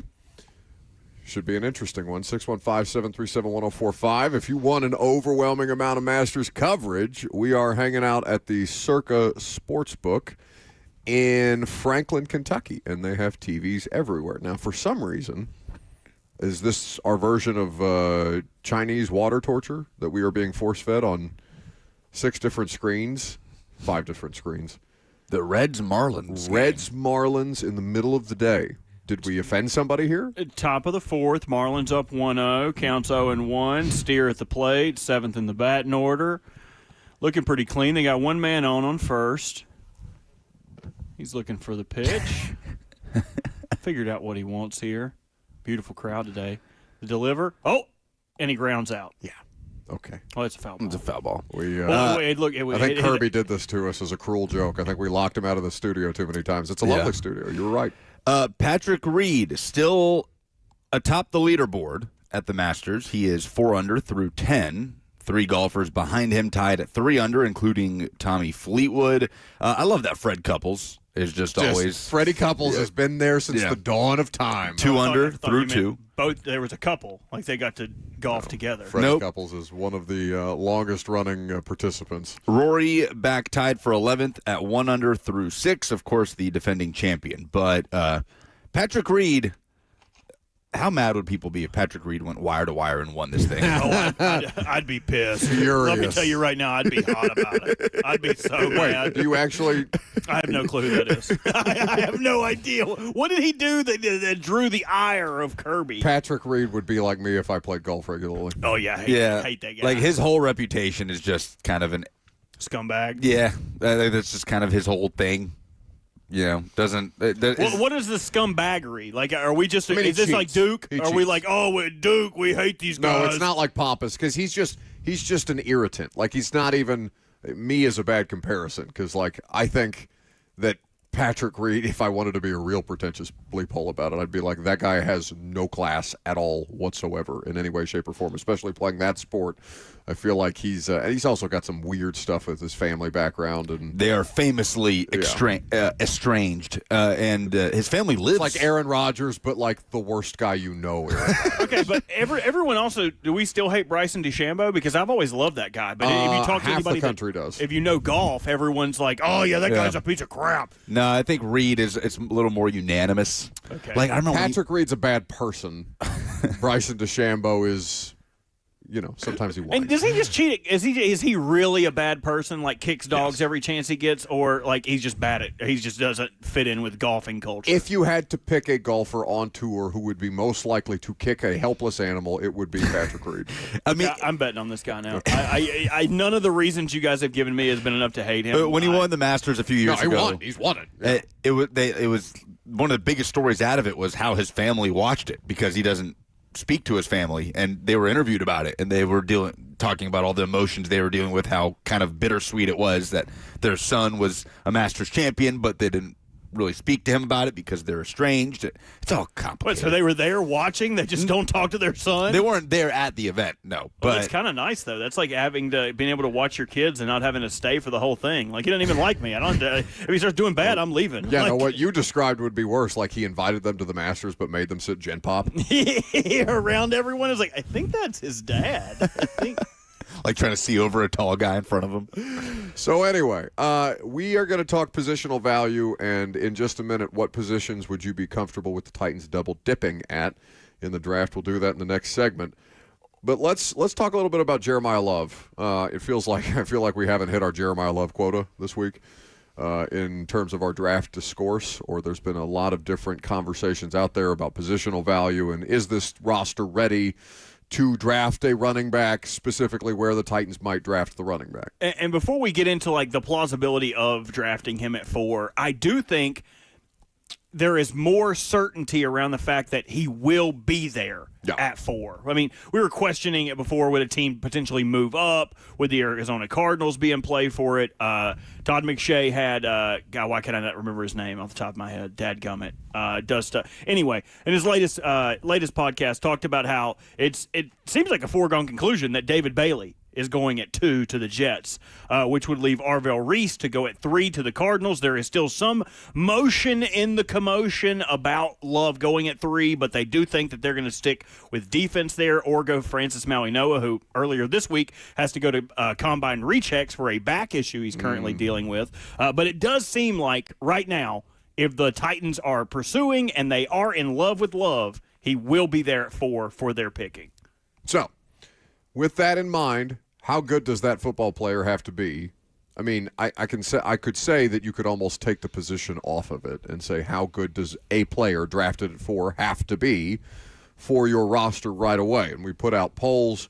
At Buck Rising is where you can vote on the polls. We will update them at the end of the show. Maybe Lucas will do it. He's got a call with B.J. Callahan here in a second. But the phrasing of the poll was how good does Jeremiah Love have to immediately be to justify drafting at 4? And I gave them 3 options: good, a top 10 running back, or the best player on the team. You want to guess what the majority of the audience is saying? And it's a good majority of the audience. Best player on the team. Top 10 running back. Okay. Is currently leading with 62% of the vote. Best player on the team actually got the fewest amount of votes with 10% of the vote right now. That's an interesting – it's such a wide net, right? Top 10 running back because let's say there's 32 to choose from, right? The best running back on every team. So that's a third of the league's running backs essentially. And how many of the league's – we don't have to sit here and do a top 10 list, but how many of the league's current top 10 running backs were drafted in the top 5? I mean, I would probably say very few of them. Yeah, not many. I mean, Saquon. And Saquon had a dip last year because Philadelphia had a dip last year. He'd probably put him still in the top 10, though. Yeah, for sure. For sure. I mean, Derek. Bijan wasn't even a top pick. Bijan was a number 8 pick. But so I struggle with it because there's 2 ways to look at it in my mind. In a vacuum, I feel like if you're drafting Jeremiah Love at 4, for it to be considered worth the number 4 overall pick, it has to be a Saquon, Bijan, McCaffrey type of impact, right?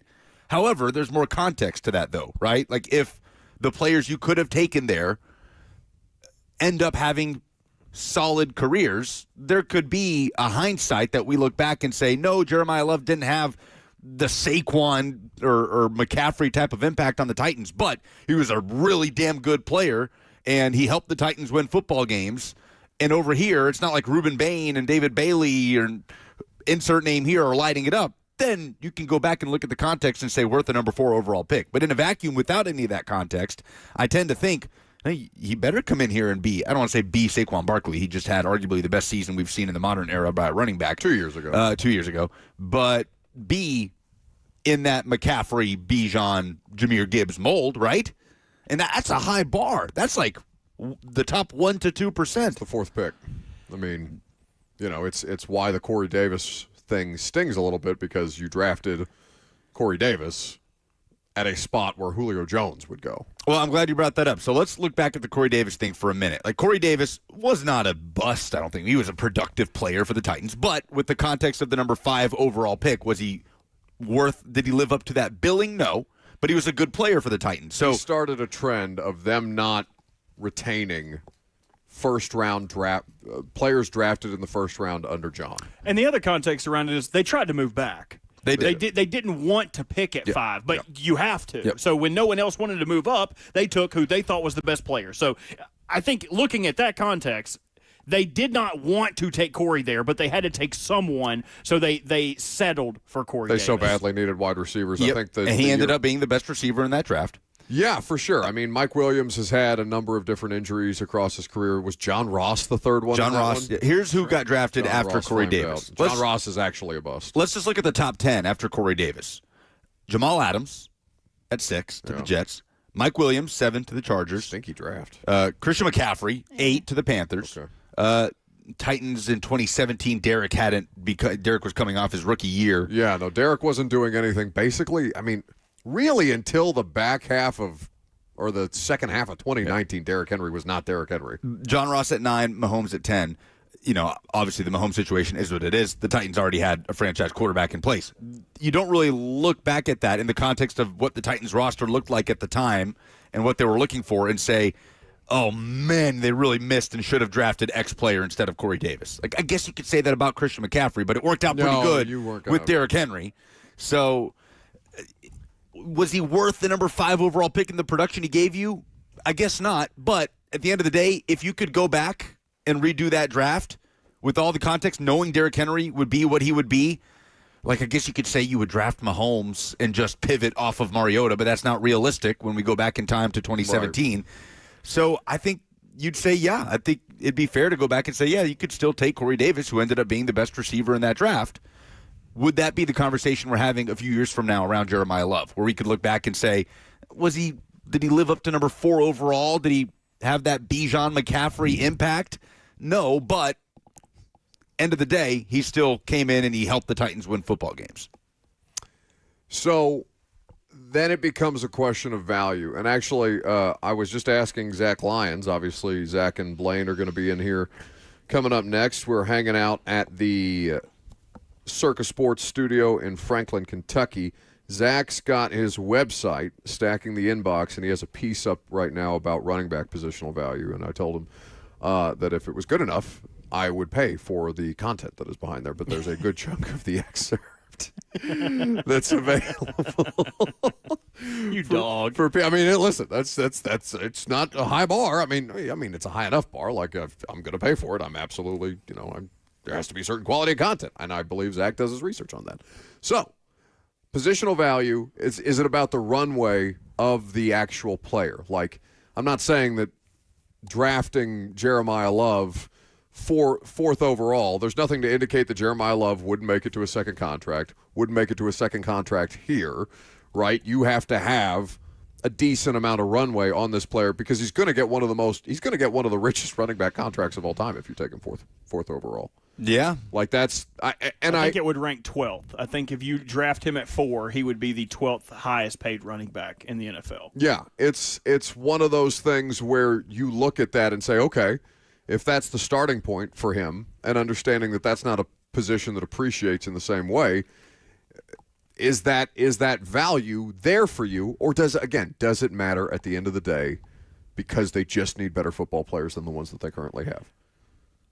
If this was a different draft, and say Jeremiah Love was in next year's draft, which is quarterback rich, star-studded, you've got a great wide receiver in Jeremiah Smith, would he be worth the 4th pick?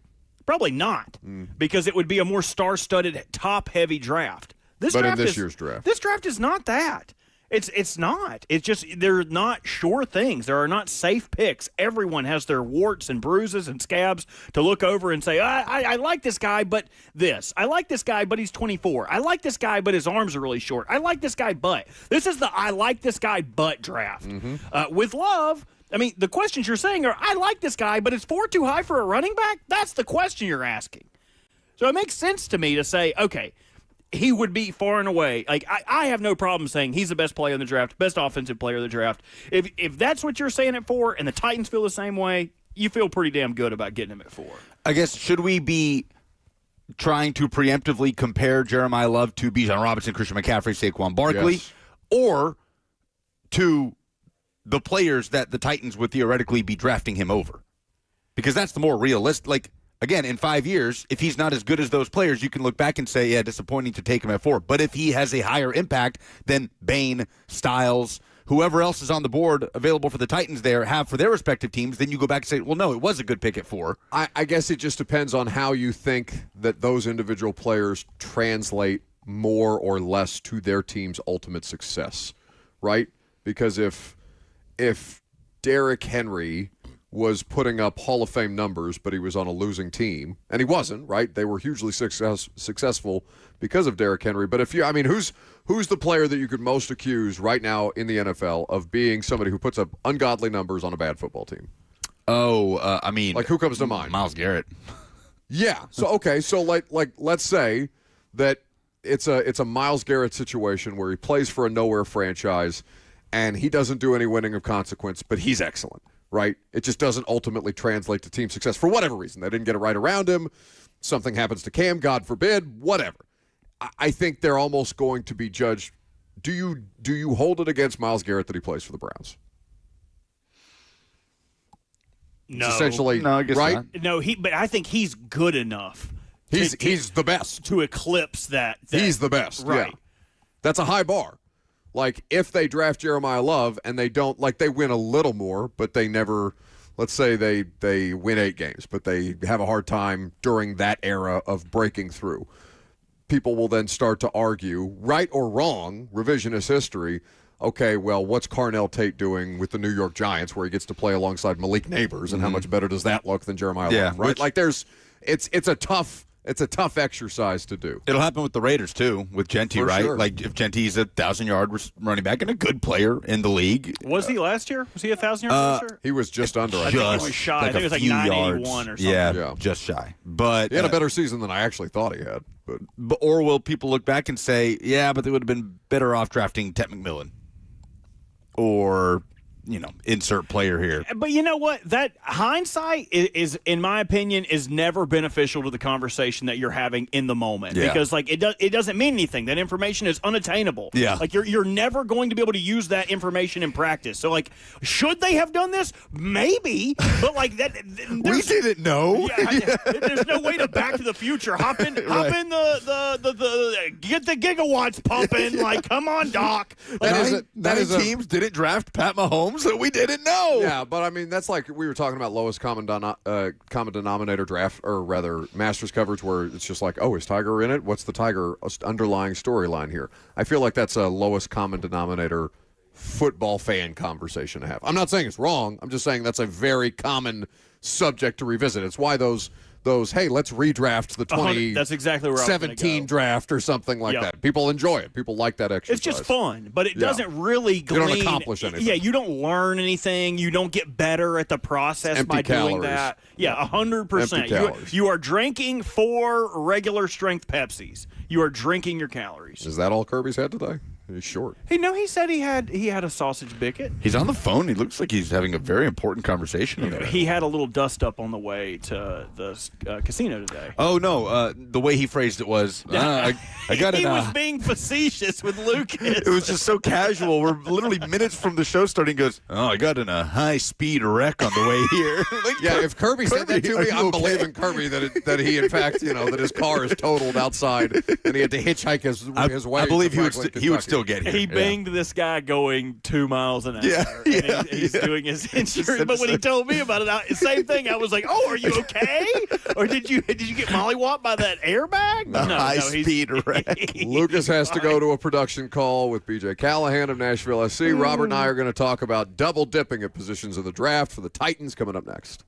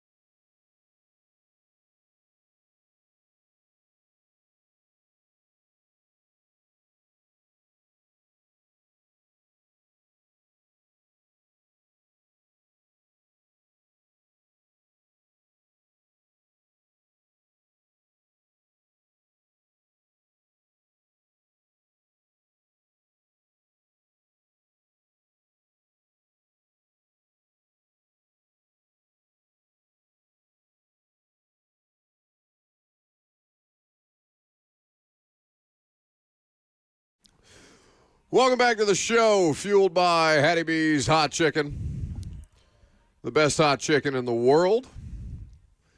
Lucas is he on assignment? He's just literally mailing in the rest of the show. Assignment makes it The sound two of you really mailed it in today. No. You had Greg for a 20-minute segment. You had Eric Kane come in here on the phone for a 20-minute segment.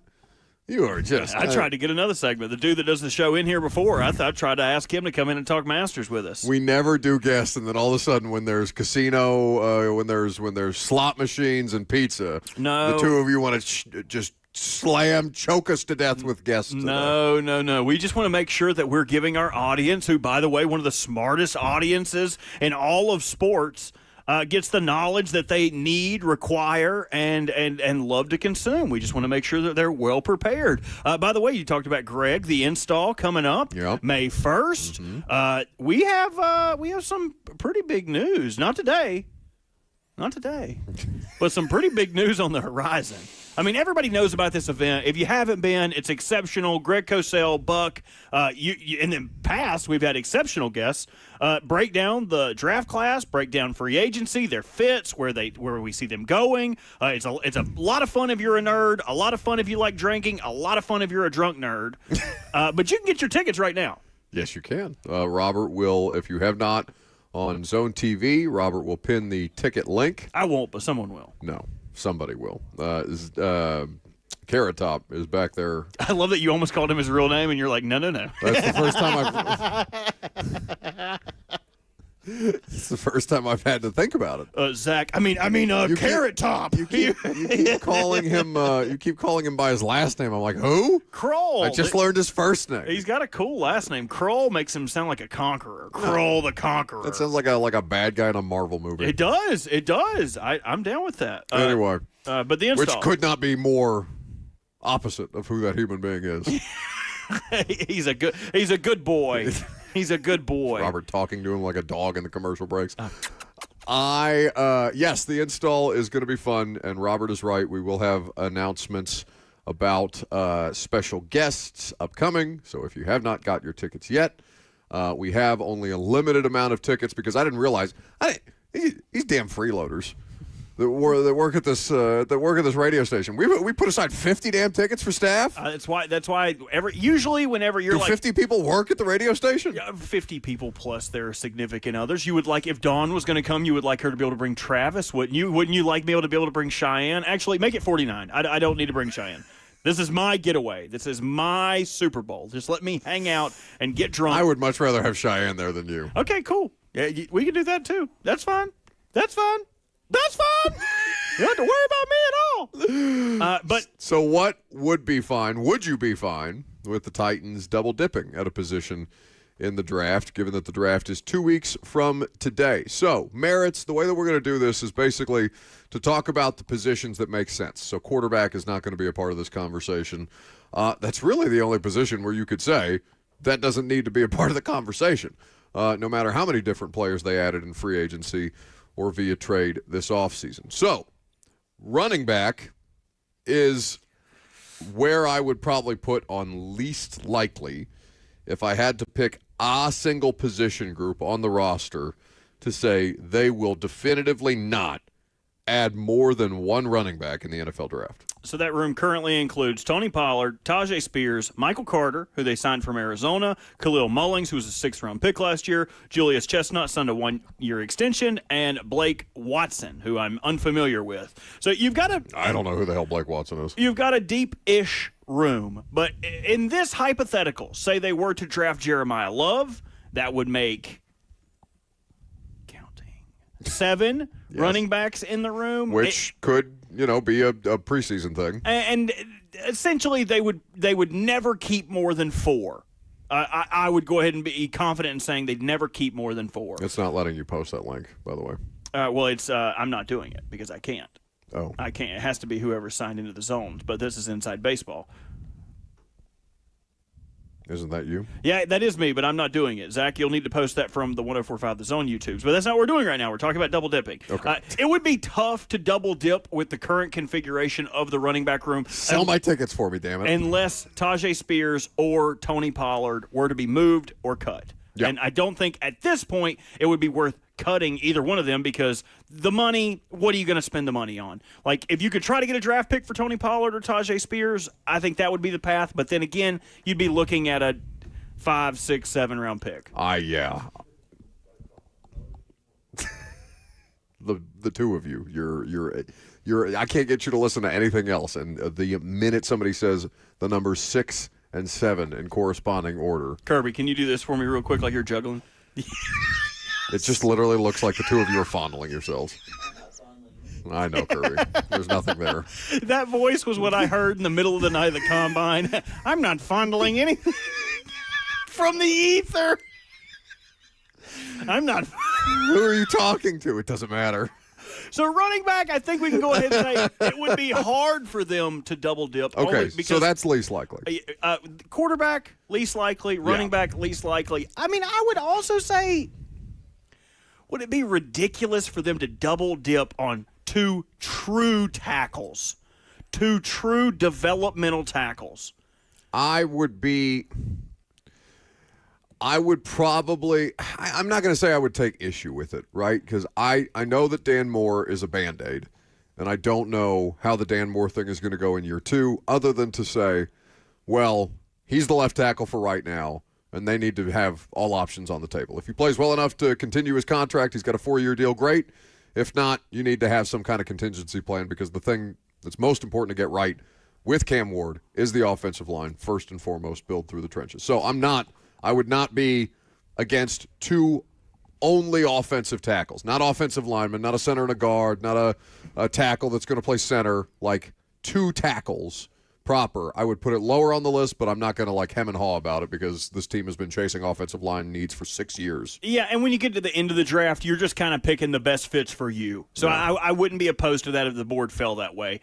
The only real true offensive position that I feel like I would be comfortable with them double dipping on day 2 and 3 would be wide receiver. Yeah. I think they have 2 spots open that currently belong to Mason Kinsey and Bryce Oliver. If you're looking at the full room, Ellick, Calvin, Wandale, Chimray, Mason, Bryce, a man named Hall Presley, who I believe is Elvis's son, Lance McCutcheon, Xavier Restrepo, KJ Osborne, who was also signed last week. I would not be mad if they drafted 2 wide receivers and made Bryce Oliver fight for that final 7th spot. You hate Bryce Oliver. I don't hate him. He's a nice man. I'm sure he is a nice guy, and I value his special teams reps. But I just think if you're a special teams gunner only, you should be fighting for a roster spot. You should not be guaranteed a roster spot just because of offensive potential and upside. I agree. I would love for their roster to finally be in a place where the Bryce Olivers, Mason Kinsey. Oh, and you Xavier just Restrepo. combined them. You just Dragon Ball Z at this point. Yes. What would they create if they? Probably the exact same wide receiver they currently are, separate but equal. God. Defense is the. Oh, I cut you off there. Sorry. No, I was just going to say, yeah, you would like for their roster to finally get to a spot where those guys are disposable and not like, oh my God, we need somebody here. If one of the middling to below average wide receivers that we have goes down, that's our next best option because what else are we going to do?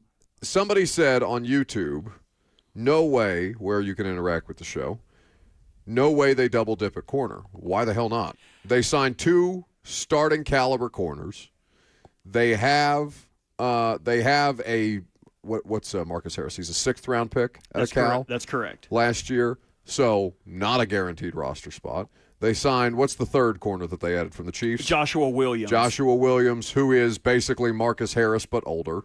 As far as his pedigree goes. That's not a roster lock. If anything, I would be as comfortable as any position in them double-dipping at corner because, Alontae Taylor and Cordell Flott are fine. And there's New York sounds like felt Flott was an ascending player. There's a little more variance, it seems, on Alontae Taylor as a pro. And we understand that he's been asked to play different positions. He's been asked to play outside. He's been asked to play nickel here. It sounds like they said, no, bud, you're going to play outside unless we absolutely, absolutely, absolutely have to move you inside due to injury. So, yeah, I mean, just because they added new bodies at corner and got rid of Snead does not mean that you don't need a better cornerback room or couldn't stand to improve your cornerback room in ways that make double dipping make sense. I would go so far to say the schematics and build of this draft. Austin Deculus is in the YouTube chat. He says they definitely ain't double dipping a tackle. Thanks for having faith in me, Buck. Get out of here, Austin Doo-Doo Deculus. We don't need that kind of energy. We're talking about corners. We don't need your terrible PFF grade clogging up the works. Is his number really 69? I'm not sure, but that would make a bunch of sense. He'd probably be on the bottom. If it was going to be corner, the way this draft is configured, is so much depth on day 3 of corners where, like we talked about the warts of this class, every player has questions. You would be able to add some of those guys, and because of what you did in free agency, adding starters, they wouldn't be called to action before they're ready. They could kind of sit, season, marinate a little bit, if you will. I wish Lucas was in here for my food puns, but he's literally sitting right there. They don't have to play them right now. And I'm sure we'll get into more of this on primetime tonight when we have Teron Davenport on. He does an excellent job talking about the small school products, the late products in the draft. Corner would make the most sense. Because if you go look at day 3, go look at where those corners are ranked, that it is just a bevy of rich products that they could add as depth, and they need it. Because when you look at the room, sure, they added a lot of names to it. Alontae Taylor, Joshua Williams, Cordell Flott, Marcus Harris currently in the nickel. But behind that, do you know what a key drain Callaghan is? Yes, actually. Where did he play? Was he? I have never heard. Oh, no, he's here. Yes. Oh, okay. Yeah, he was on the roster at some point because I looked at him and said, "Oh no, that's a Madden creative player." He from southeastern Louisiana. That person's not real. He is currently your 3rd string corner. Woof. You can't have that. You on the other side, on your right cornerback, you don't even have a 3rd string corner. They have room. Do you know what a Micah Robinson is? Currently, he is your. They traded for him from the Packers. It looks like they got him off a practice squad, but maybe you're correct. Or maybe they scooped him off the Packers practice squad. I think that's what it was. Or he wasn't retained. He wasn't extended exclusive rights, and they signed him. Yeah. You could do to add more depth to the cornerback room. I believe it was Pro Football Talk that put an article out this morning that quoted Mike Borgonzi, "We are not done at corner." Yeah. I think corner is the room that honestly makes the most sense to double dip at because of the logjam you have at other positions about the acquisitions they did to bring in people that were familiar with Saleh's system. If you look at defensive ends, Jermaine Johnson, Jacob Martin, you also added Solomon Thomas to the interior defensive line, Jordan Elliott to the defensive line, John Franklin to the defensive line. They could add another end and a DT, but I don't think that's going to preclude them from, continuing to add at other rooms just because of where they made investments. And by and large, if they are going to double dip, I do believe it would be at the defensive positions, in my opinion. We will update the polls. Last call for phone calls if you got them. 615-737-1045 is the number. I'm Buck Rising. It's 1045 The Zone.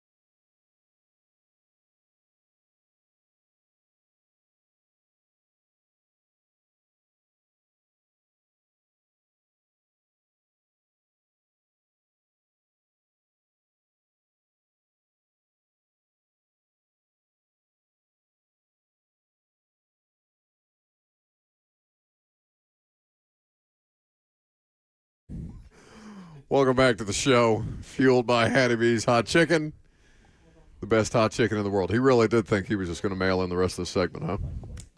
Rest of the show. BJ's over there talking that talk, walking that walk. When you get whooped. Oh, no. Mexicans fans after the World Cup game in the concourse. Club America. Cool. Club America. Is that what they say? I think so. Club? Club. I don't know. Name my son Club. when you Club Walsh. Oh my God. We might as well leave you here in Kentucky. Club and Lube, the Walsh boys. No, you cannot name a child. Hey, wave at that fan. Wave at that man. I'm not going to do that. Wave at that man. I don't want to wave. All right. Okay. You ain't got to wave. Listen. I showed up today. You did show up. And wasn't it fun? Isn't this an incredible studio? It's very nice. It is very nice. We appreciate the people at Circa for having us out here. Blaine and Zach are going to be out here. There are so many different ways to watch the Masters here at the Circa Sportsbook, so you can check that out. But as we wrap up for the day, I am going to be interested in seeing how this conversation changes by the time we get to draft week around the players that the Titans are interested in. Because right now, I really think if there were an opportunity based on talking to Greg and talking to coaches and talking to Borgonzi and talking to Sala and all these different people between combine and owners' meetings, I really do get the sense that if there was a pick between two players, Sonny Styles and Jeremiah Love, I genuinely don't know which direction they would go in that specific situation. And that specific situation might be what's presented to them. I'm doing my best Brian Windhorse at this point in time. But I think if it's Sonny Styles, let's say Jeremiah Love's off the board or something like that, I think Sonny Styles ends up being the pick. If either of those players are there individually, I think that player is going to end up being who the Titans select. If it's a choice between the two, I don't know which direction they'd go. Why do you think it's the franchise's history with prominent running backs that makes everyone so prone to fall in love? Because I feel like what Love is to the running back in this class, Styles is that in spades to the linebacker class. If they draft the next Fred Warner, are people going to be upset that they didn't take Jeremiah Love? And the only problem with quantifying it like that is Fred Warner worth the 4th overall pick in a draft? If you're bona fide guaranteed to get Fred Warner. I could argue that he is. He's an unbelievable player. If you have on a team with Jeffrey Simmons, if you got Jeff and the next Fred Warner, I'm comfortable with the 4th pick. The only problem is, what do you want this draft to accomplish for the Tennessee Titans? Would you like it for them for this draft to make them better right now, or would you like this draft to be them stacking bricks moving into the future? Yeah, I don't know what the fan base feels about that, because this is, I mean, from a it's not a lame duck season from a competitive standpoint. Obviously, you're going to try and compete whenever you can compete, but at least from a team. And I don't want to assign any feelings, and they haven't said anything to this effect, right? They have said at every turn that winning is the most important thing, even at times when that's fair to question in some of the ways that they've done things. And I do think in the last 4 years it has been fair to question whether they are actually serious about winning being the most important thing. I do think that they've learned their lesson on that front and that they are actively messaging on every level of the organization. No, we got to win football games because we've got the stadium to open. But there's I get a lot of sense of just do it by the new stadium open. Like that's not a practical way to talk about roster construction. Right. But I do get the sense that every time I talk to people about what do you want from the Titans, it's like just be good when the new stadium opens. And good can mean competitive. Good doesn't mean they can be good this year, right. Theoretically. Good they can lose one-score games. It doesn't have to mean winning the division handedly. Like that's better than being good. But the more I think about it, man, just Sonny Styles on this defense. Like if he went to the Titans with a front that they are currently constructing, I think that he would be Defensive Player of the Year odds, like the favorite in those odds. Like the last linebackers to win Rookie of the Year, Carson Schwessinger last year in the second round. But you also look at Luke Kuechly, who won it at the 8th position for the Panthers. I'd never compare anybody to Luke Kuechly, but damn, would that be fun. Man, he's just go back and watch him if you haven't. And I know a lot of people saying like talking about his blitzing numbers or whatever kind of numbers you want to bring. Just to watch him though. I think I don't want to even give the stat because I'm going to give it wrong. I don't have it in front of me. But his blitzing efficiency really good, man. And just a fun player to watch. Like I would not be upset if I was a Titans fan and they took him at 4. But again, I've told you my practice on it. If my general manager, who I trust, thinks that that's the pick, I'm going to ride. I'm down to ride. You're smarter than I am. You have access to more interviews, knowledge, the whole caboodle than I do. If you think somebody's worth it, I trust you.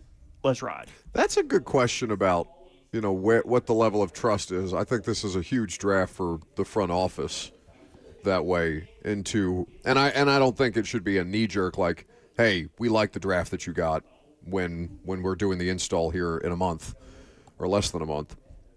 And you say, okay, I trust Mike Borgonzi. No, like there needs to be time on task as far as the fruits of your draft, develop, and retain philosophy actually taking shape. It's really tough for them to try and flip this thing, and that's what their free agency looks the way that it does.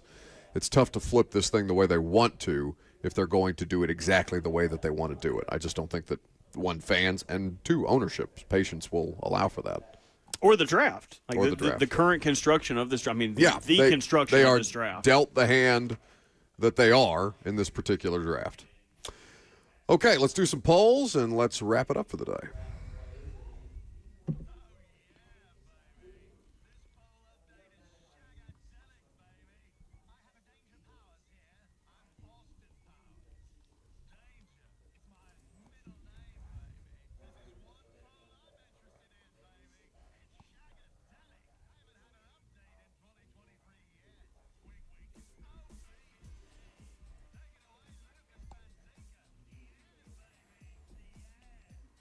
Well, that's slackers mailing it in. So instead, Robert Walsh will update the polls. Which are brought to you by Two Rivers Ford, the South's most trusted Ford dealer. Who is your favorite inside linebacker prospect for the Titans? The Titans report chimes in and says Styles or Harold Perkins, who I think is, if you're talking about day 3 prospects, I don't think it gets any more polarizing than him. Someone who was thought of as a top 5 draft pick as a freshman. He was just really killing it. I mean, he won LSU 3 or 4 games his freshman year at LSU. They move him to off-ball linebacker. He's not as quick. It doesn't really make the transition they hoped he would. He is a interesting day 3 He's a wild card.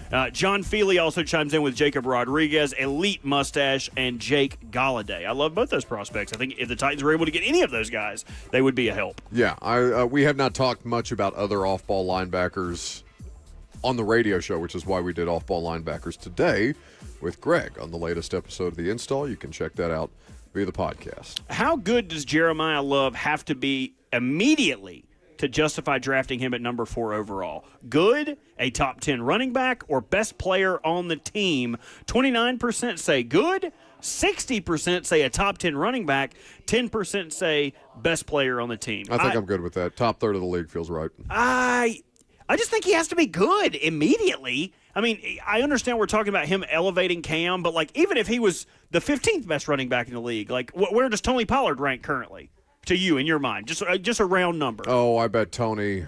I mean, statistically, he ended up having a 1,000-yard season, so I'd say top half. Yeah, I mean, he's probably 15. Fringe. Yeah, I mean, if you can be no lower than 18. If you can be better than Tony Pollard this year, I think it makes sense to do it. I'll see. I'm gonna be tough on him like I was on Cam last year. Like if you're the first overall pick, if you're the 4th overall pick, I'm just gonna, I'm gonna expect you to be good out of the gate. And I know that's not completely fair, but that's just where expectations should be. As is your right. Will we be stuck with replacement referees this NFL season? The audience is split. 53% say yes, 47% say no. No confidence in the NFL being able to get it done.